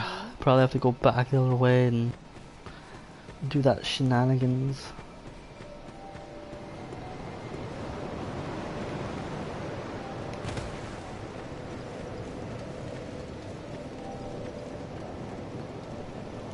Exodia, all parts count, or winged dragon of Ra. Ooh.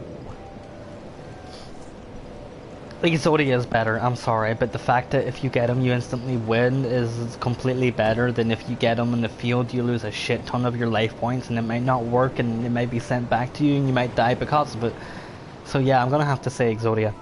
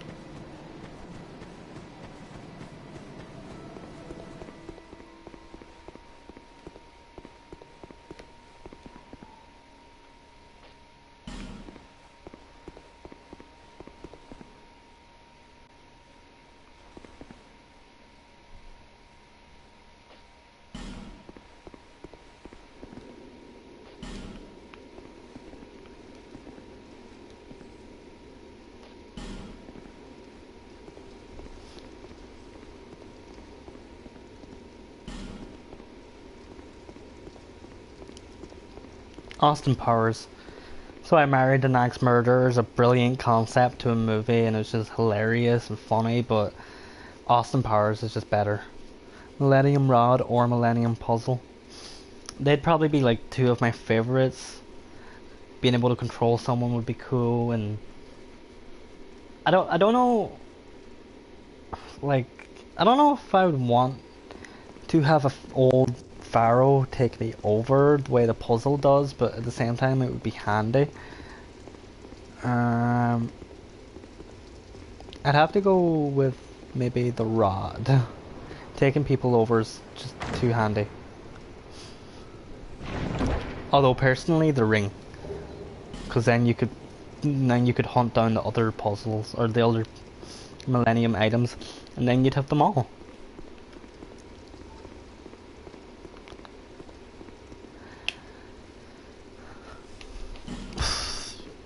Skyrim is fucking epic. The world itself is beautiful in its own right, but honestly I'm just sick of seeing Dwemer ruins and snow constantly. So for the next while, probably Oblivion. Ratchet and Clank, it used to be Jak and Daxter, but Ratchet and Clank's just so good. I like how it's never really changed, like that's a good aspect to it. Because it didn't need to, whereas Jak changed drastically from 1 to 2, from 2 to 3, from 3 to the racing one. And even though Ratchet and Clank included the Gladiator one, it didn't take away from the game because you'd done Gladiator battles anyway. Whereas even though you raced in Jak and Daxter, it wasn't the full fucking focus of the game, guys. So Ratchet and Clank, definitely.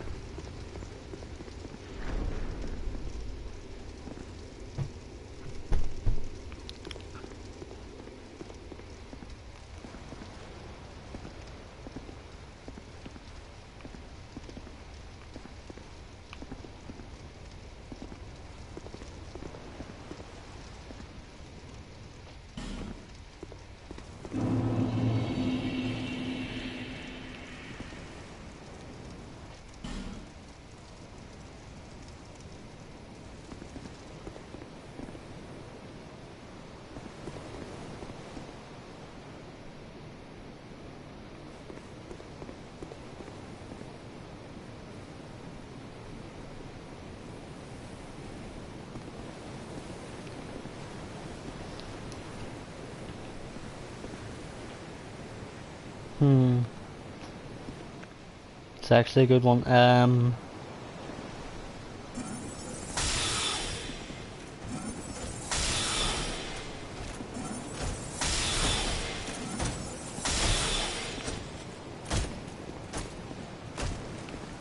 Shit.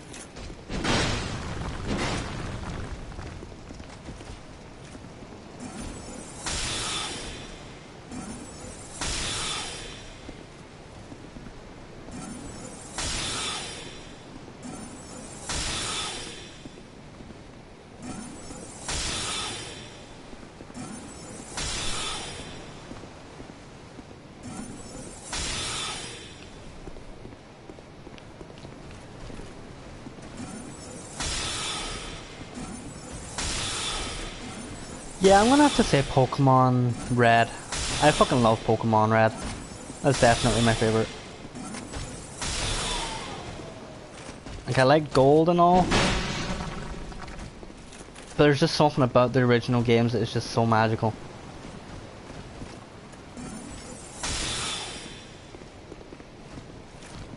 Come on, big guy, just fucking fall already.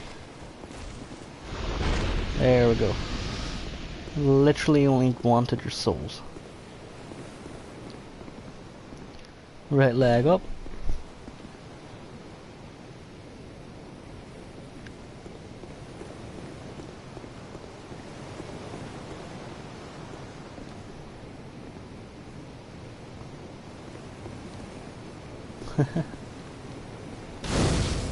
Ninetales. I used to love Growlithe, but I like Ninetales more because one, it is Ninetales, and two,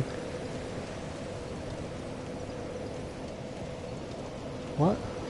Oh, nobody punches CJ. Yeah, I like the mythology behind Ninetales better.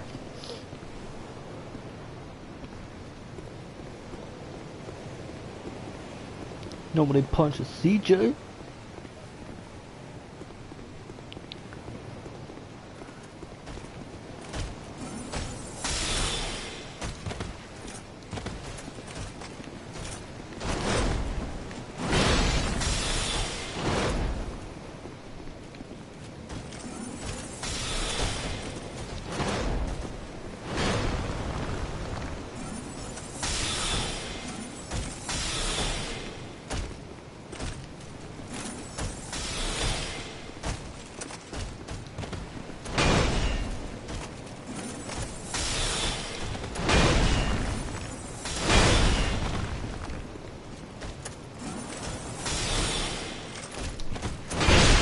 Shit. Oh, that was close. France or America? I don't know.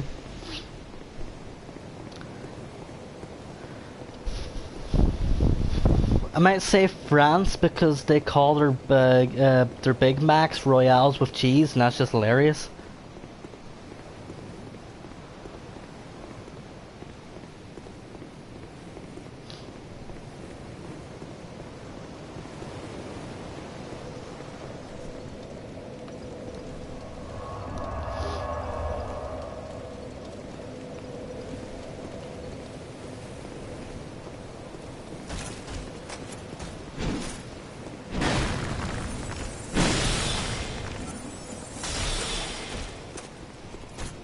Neither. I don't like either of those, so definitely neither.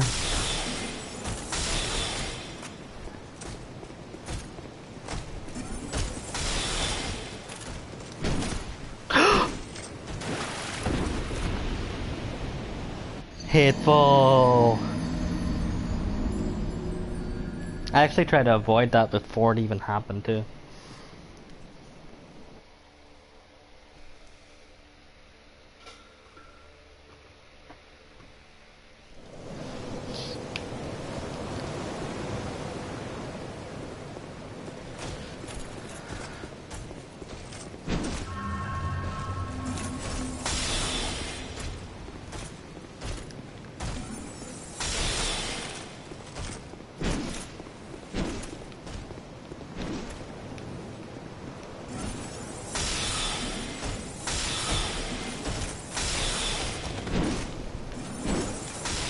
Oh, what the fuck?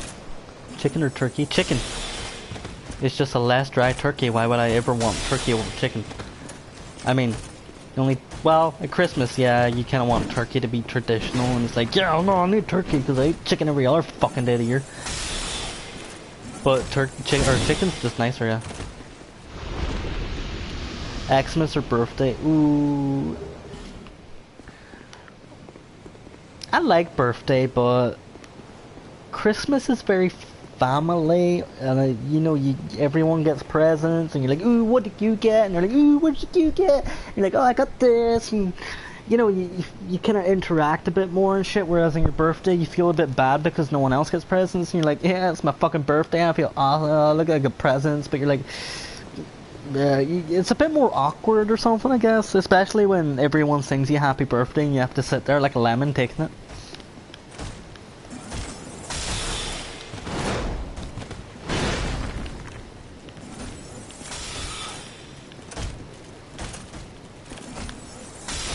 God damn it.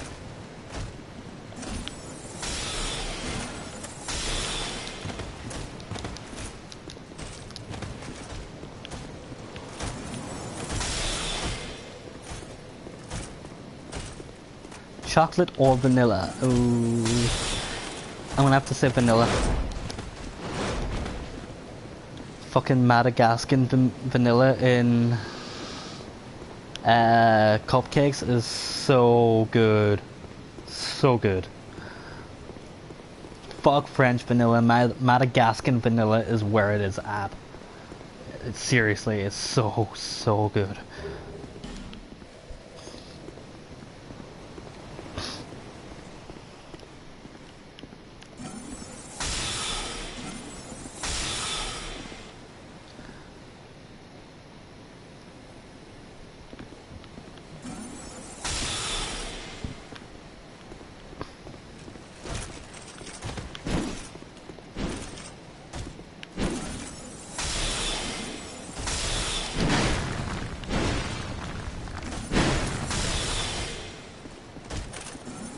Ah, no, neither. That's just cruel.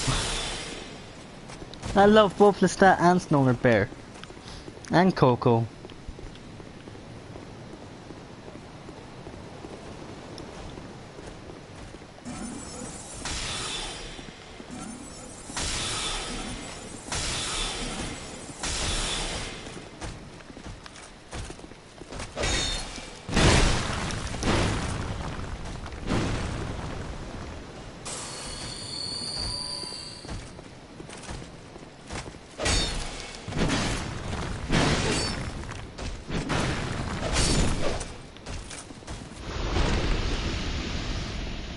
Woohoo!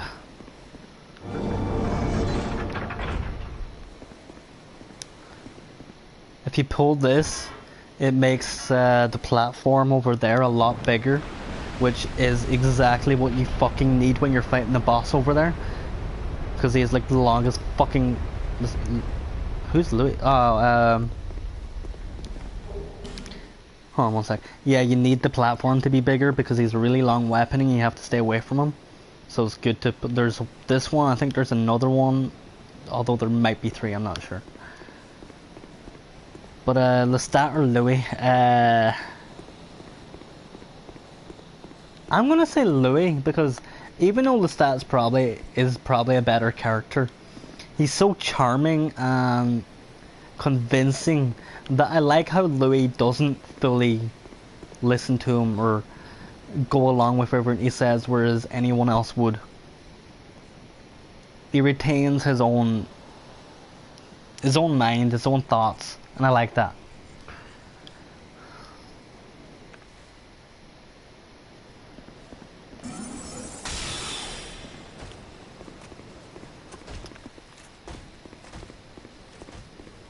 Brad Pitt or Tom Cruise? Brad Pitt. He's in far better movies, just.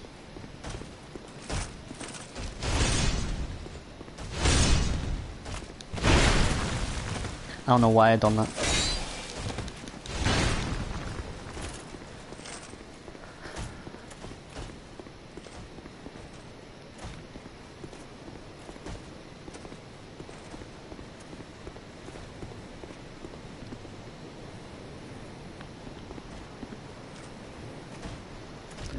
Probably my ma. Yeah, definitely my mom over my dad. Terminator 2 or iRobot. iRobot is actually fucking brilliant, but Terminator 2 is so sick, and Robert Patrick as the fucking liquid Terminator is just so good.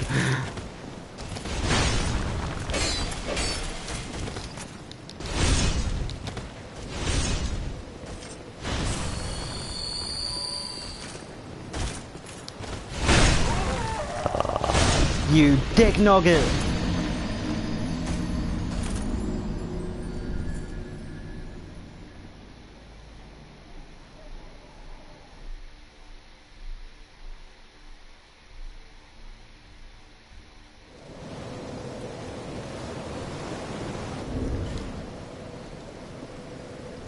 Male liquid or female liquid?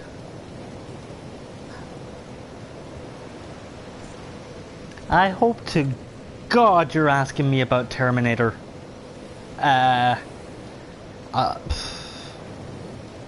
Because I'm gonna have to say male liquid. And if you're not on about Terminator, then I answered wrong. Still talking about good. Male liquid. Robert Patrick is far better than the female was, although the female in the female liquid Terminator's so fine. But yeah, so in terms of Terminators, I prefer the male liquid. In terms of just straight up liquids, I'd probably prefer the females.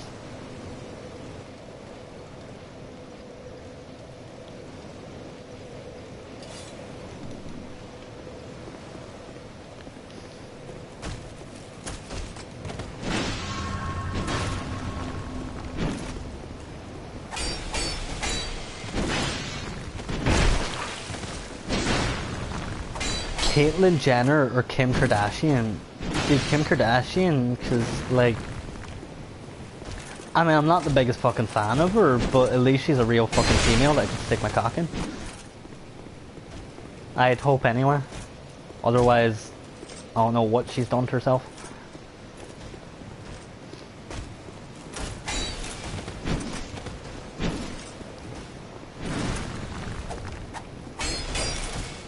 I need a longer, fucking stronger weapon. Wait, hold on.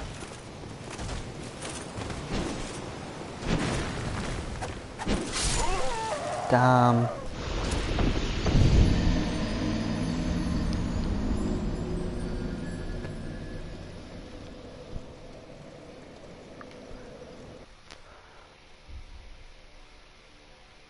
I've forgotten how to upgrade your weapon in this game. But at the same time, I also forgot to get the fire sword in the Forest of Giants. Unless it was further on than I got to.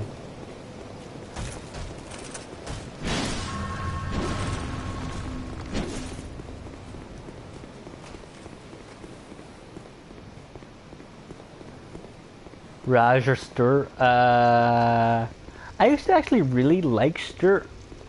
He seemed just like a character you felt sorry for, but he was a good friend. I don't like how much of a mooch they've made him, and I think they've really ruined his character because of it, whereas...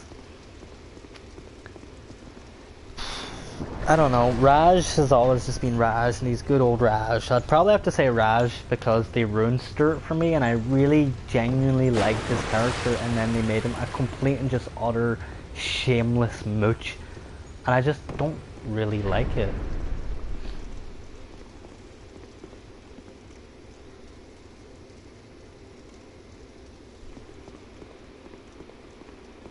He became Alan. Yeah, from Two Broke Men, he really did. And even Alan didn't start out quite as Alanish. He just... It was necessary for him to move in with Charlie, regardless of if Charlie wanted it or not. And... We all knew it was gonna be a while before he could move out because of the whole alimony and that doll, his ex-wife, just taking the piss. Did I say 2 broke men? I meant 2.5 men. That's actually kind of funny. I didn't even realize I'd done that. But yeah, even Alan wasn't a shameless mooch. It was necessary, and then he just got too comfortable.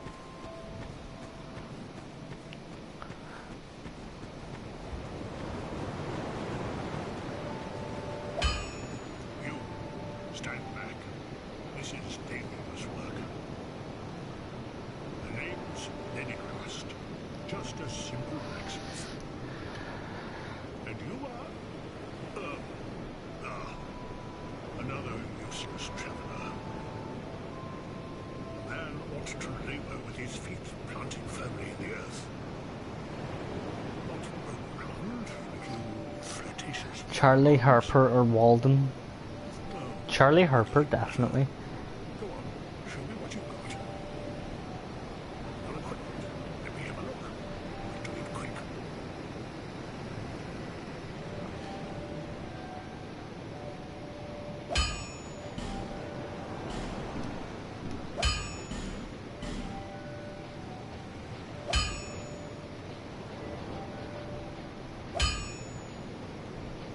Seriously, you don't have a spare dagger you could sell me?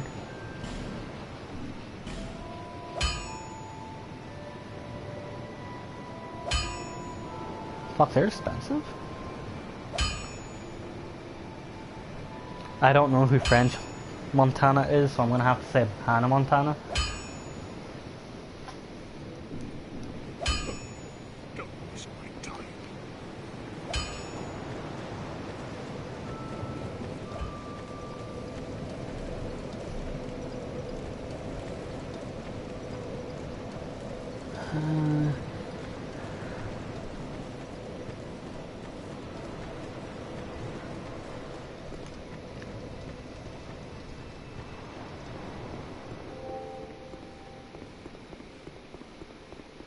I feel like I haven't done anything, but I suppose it's only the start of the game. Katy Perry, because one, I actually like a few of her songs, whereas I don't think I like any of Lady Gaga's. And 2, she is so fine. And 3, she named her fucking cat Katy Perry. That's epic.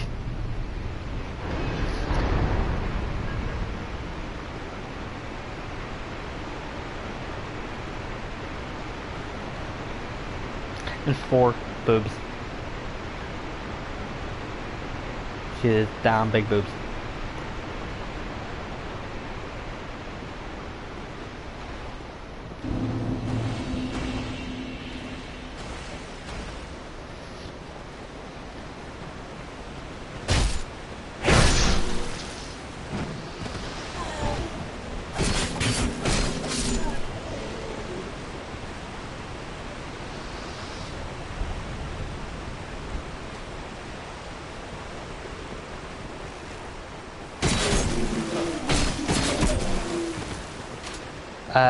I'm gonna have to say the second Kitty Pride, because that's my cat.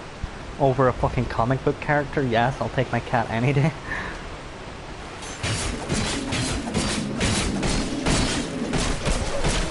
Don't, oh, that was tight.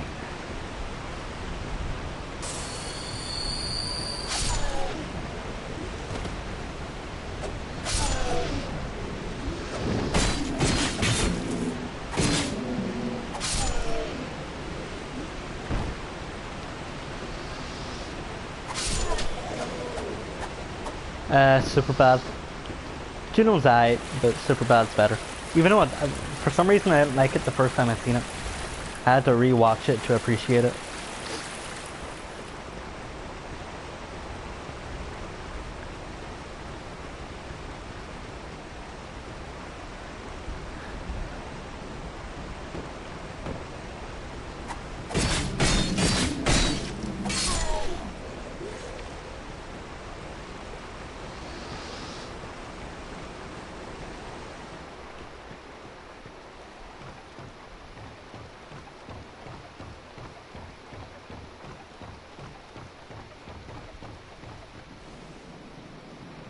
Jim Morrison.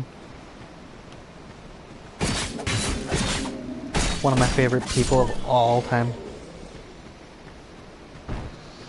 This is the end, my only friend, the end.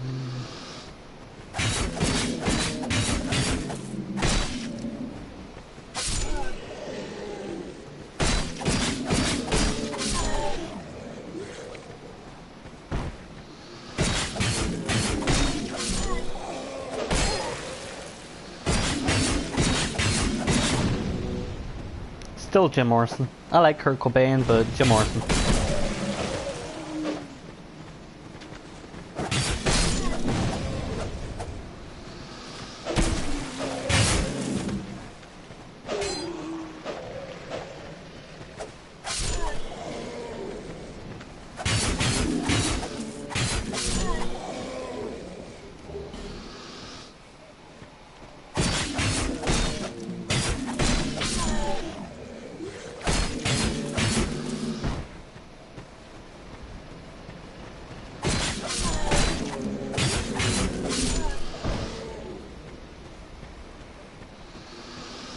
Alcohol or Mary Jane?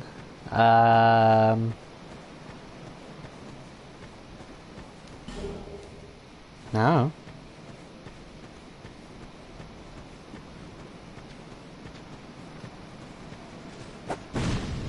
Friday or Cheech and Chong, Open Smoke or Harold and Kumar?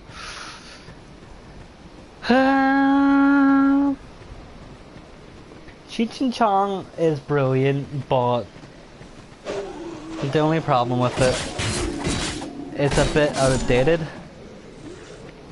Friday's good, but yeah, Friday's really good. But Harold and Kumar is probably just that bit funnier.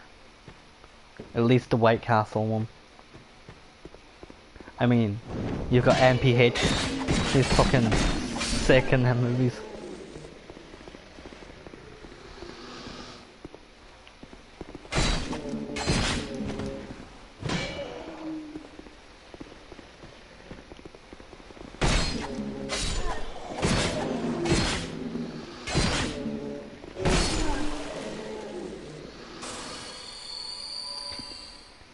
Ooh, MPH for Charlie Sheen. I mean, Charlie Sheen's got tiger blood, so he's already winning.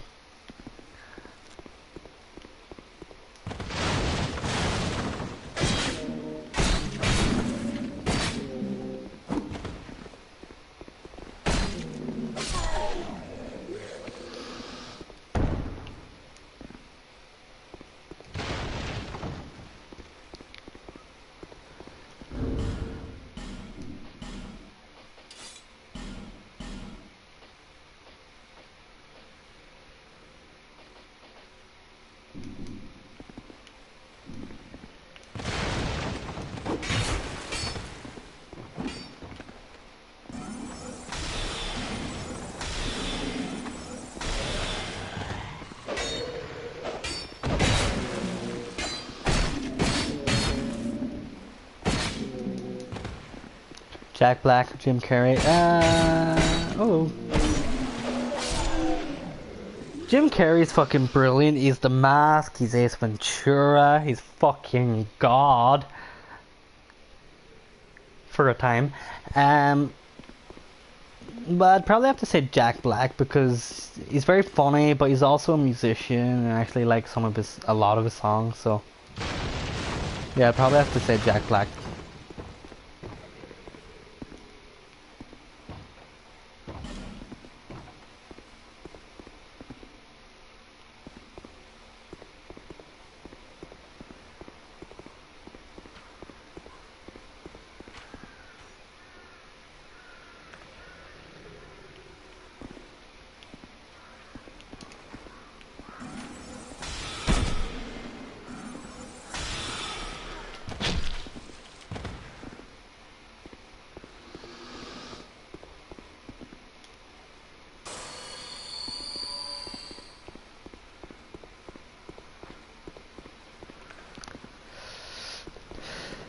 Kick-Ass or Scott Pilgrim versus the World?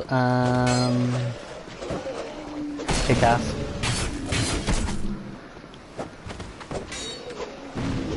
I mean, you've got fucking the father or Big Daddy or whatever his name was, fucking Nicolas Cage. He was epic. It was basically Batman except better.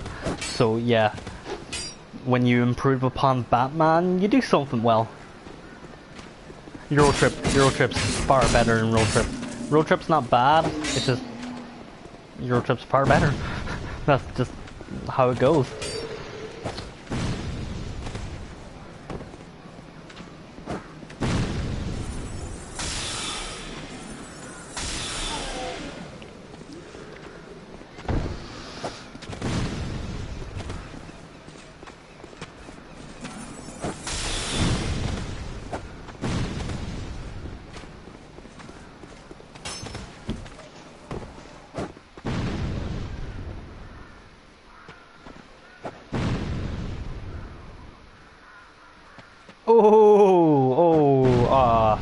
You're attacking me now. You know I'm a Nick Cage fan. Probably Face Off. The Rock is fucking brilliant, but Face Off is just an epic concept. We're gonna take his face off. Or peaches. I could eat a peach for hours. Gotta love fucking Nick Cage, like.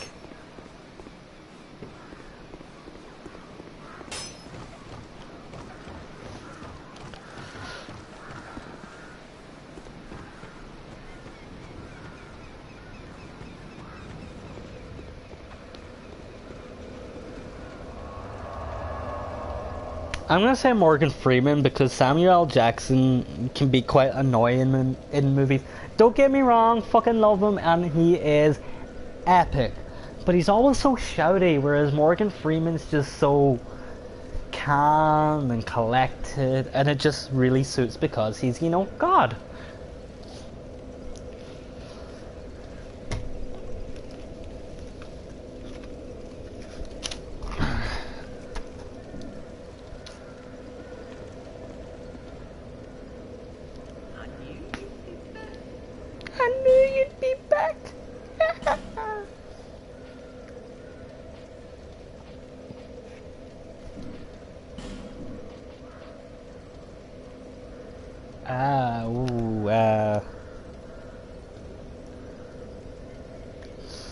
That's hard. Both are fucking epic. They've got a lot going for them. They're both intelligent as hell.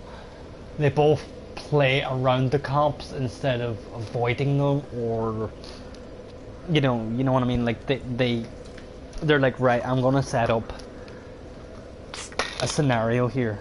I'm gonna enact it, and I know the cops are gonna be involved, and that's unavoidable. So I'll trick them, or I'll do this, or I'll lead them to me, and then disappear, kind of. So like, they both have that. I'd have to say Jigsaw, because his reasoning is a lot more clear and understandable than Hannibal's. Hannibal likes to taste the flesh, and he's really intelligent, so he likes to fuck around with both of those. Whereas Jigsaw's like, I want to play a game with you. I want to see if you really appreciate your own life and what you'll do to survive. And when you do, or if you do, you'll deserve to live. So I probably have to say Jigsaw, but only marginally.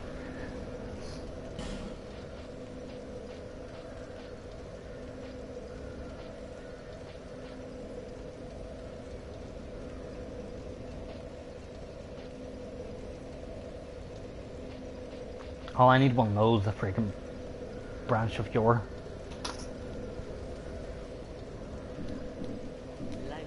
Let's see. I need skins or the in-betweeners. Skins. In-betweeners good, but it's just kind of a bunch of gags, whereas in-betweeners has a fucking major story that you really follow and learn who the characters are. Like, you follow the characters and you learn who they are and who they become. And even if you don't really like one at the start, like I never personally liked Cook from the start because he burnt Sydney's locker. But you can't help but kind of love everyone in their own right. Like, I didn't really care for Jal or like Anwar, maybe. Although Maxi and Anwar had a good fucking story, like brilliant. But I didn't really care for their characters, but you still end up loving them and really being like, well, I don't want bad shit to happen to you. I want to see good things happen for you, I guess. Even if they're not your favorite character. So I'd probably have to say in between, or yeah, Skins, sorry.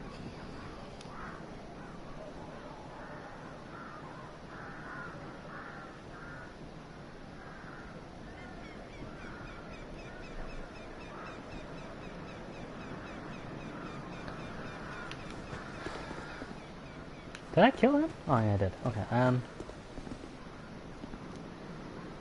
try jumping, good one.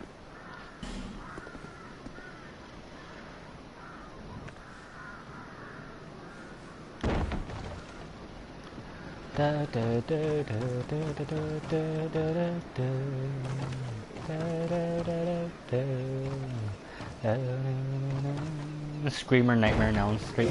I'm gonna say Nightmare on Elm Street. I've always loved Freddy. Freddy's brilliant.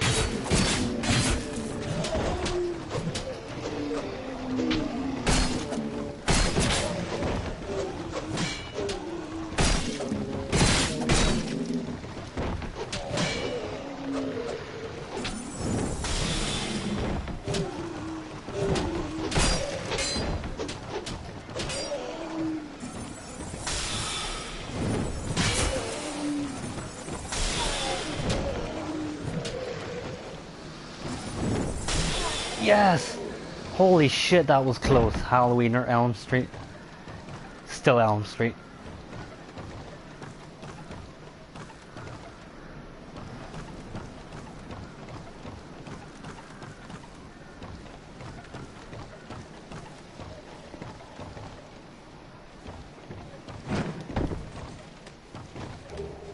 Human effigy, awesome.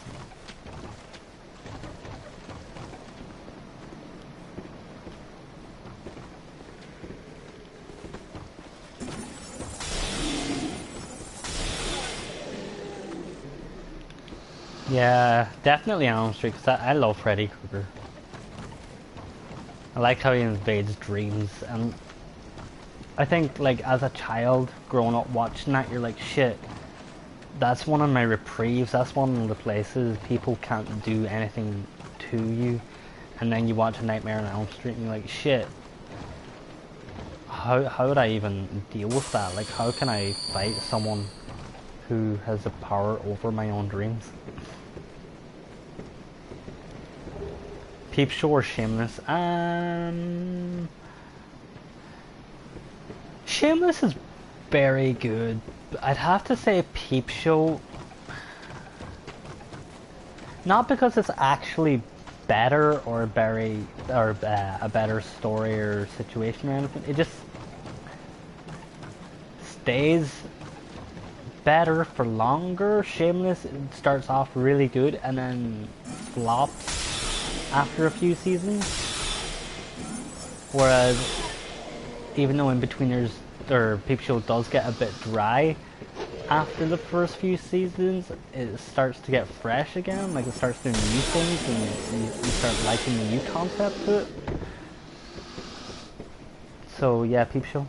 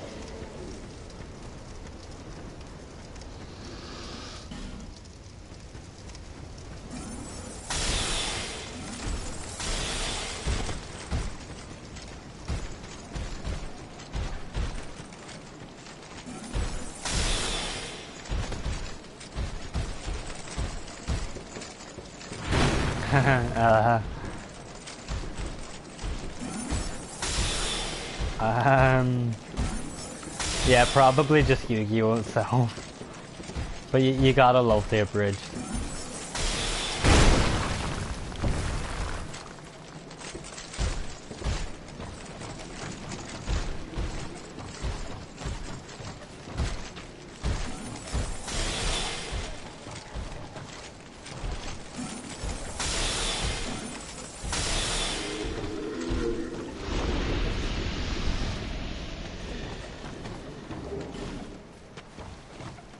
Braveheart. Tried watching Troy and it is just so... Actually, wait, no, sorry. I was thinking of Alexander. Troy was actually pretty good. That's with, yeah, Paris and Helen and, yeah, Orlando Bloom and Brad Pitt, I think, or something. Yeah, that was actually really good, but I'd have to still say Braveheart because I'm a bit patriotic, I suppose.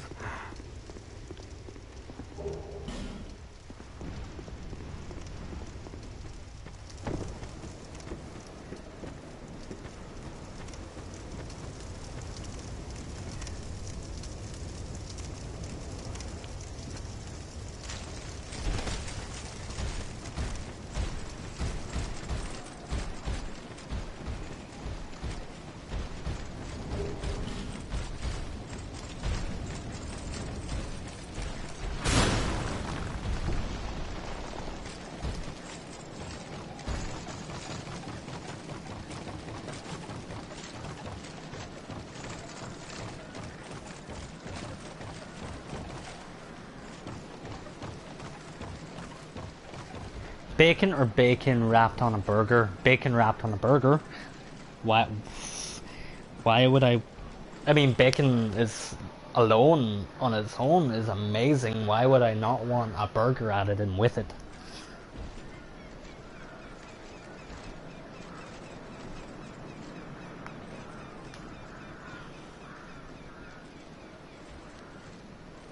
Where is this fire sword?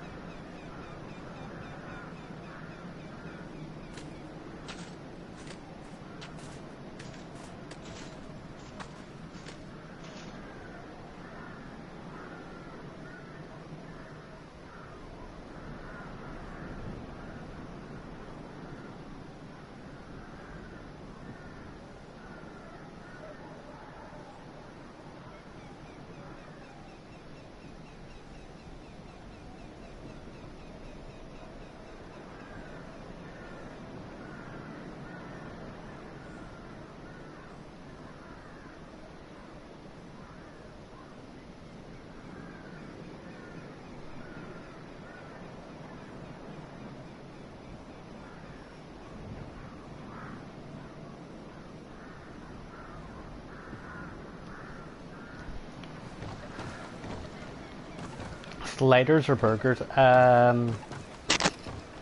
Burger. Yeah, probably burgers themselves because bigger's better. The real probably Undertaker.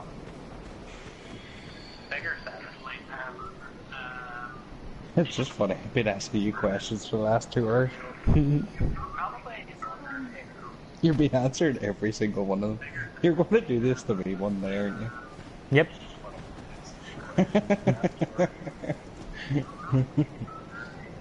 What are you doing, by the way? Watching you and asking you questions. No, I thought you might have been playing Sly Cooper. No, I got distracted by asking you questions. It was just fun.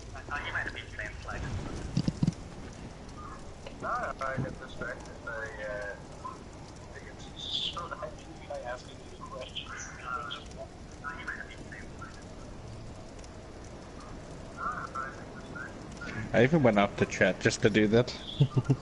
See,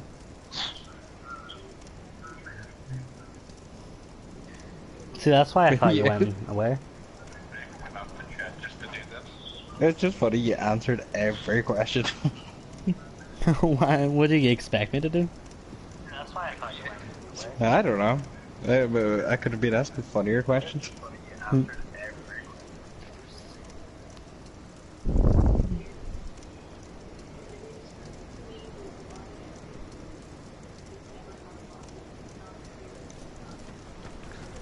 Climb down the tree. Okay. Wait a minute.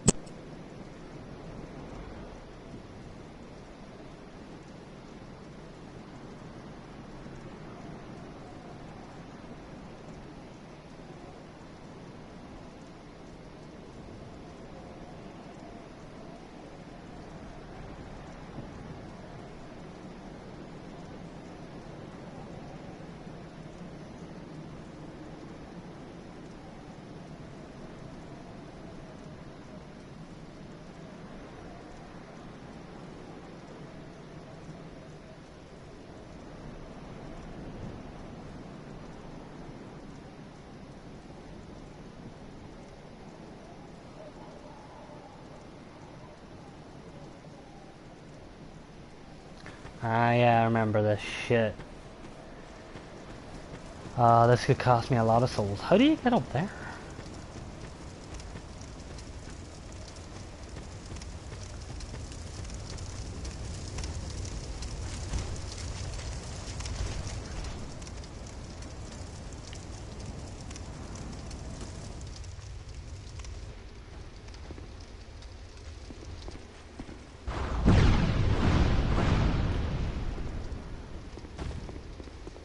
Oh.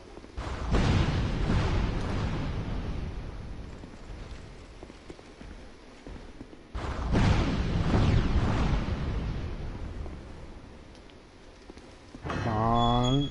Open, open, open. Yes. This is where you get the best early game weapon.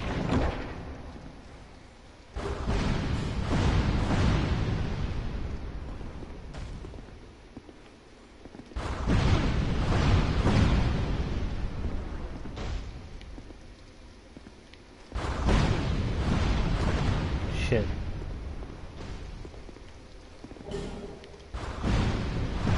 Yay, soul of a proud knight.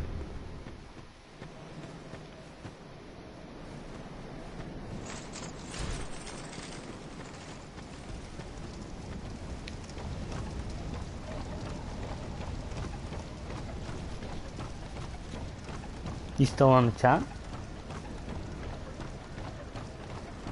No, okay.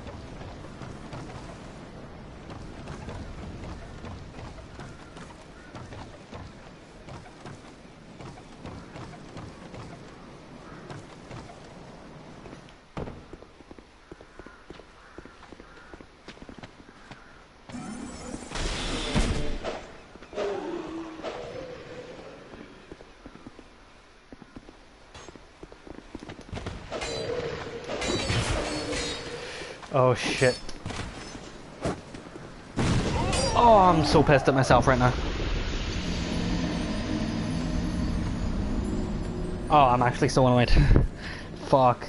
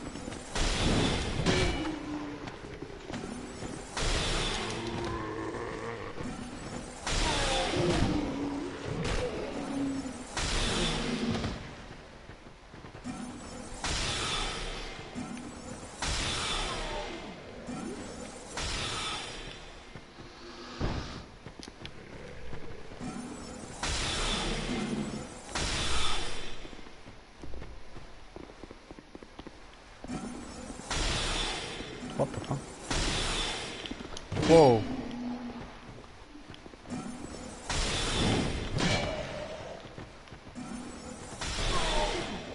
Oh, that one hit him? That one looked like it fucking missed me, but okay. Shit.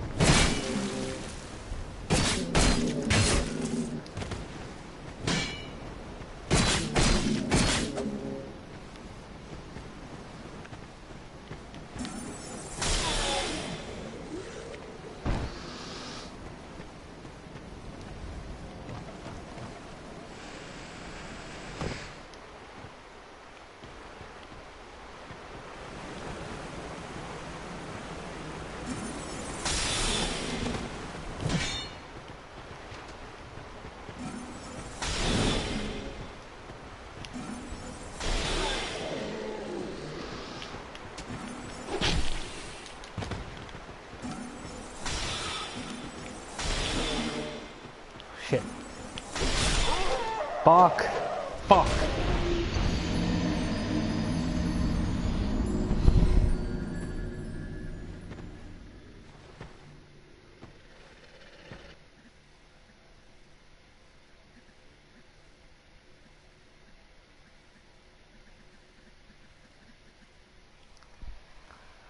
Fuck.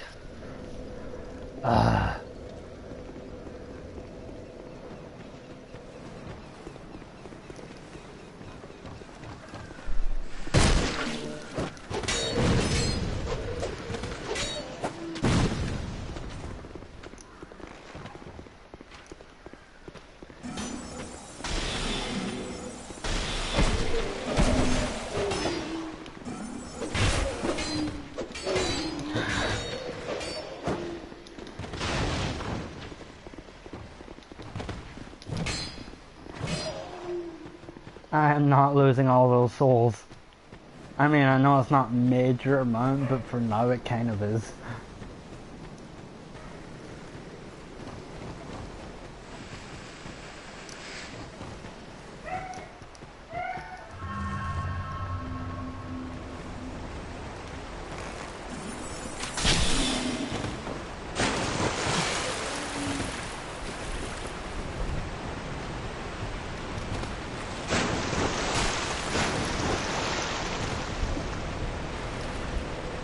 Yes.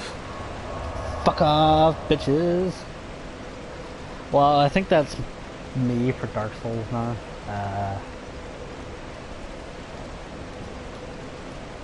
We got the binoculars. We started the game. We made our character. We chose sorcerer.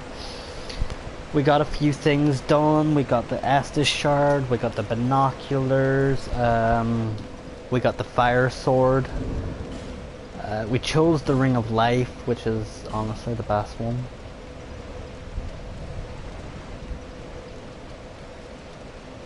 And we got a bit of other pieces, but they weren't spectacular. So.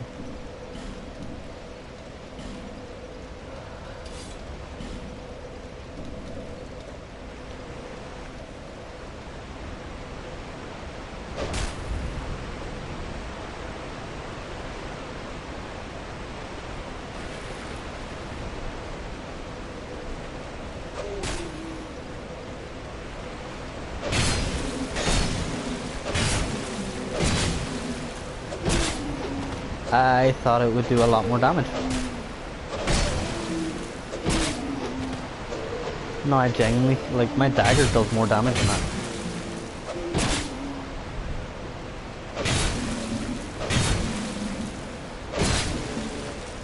Like, a lot more.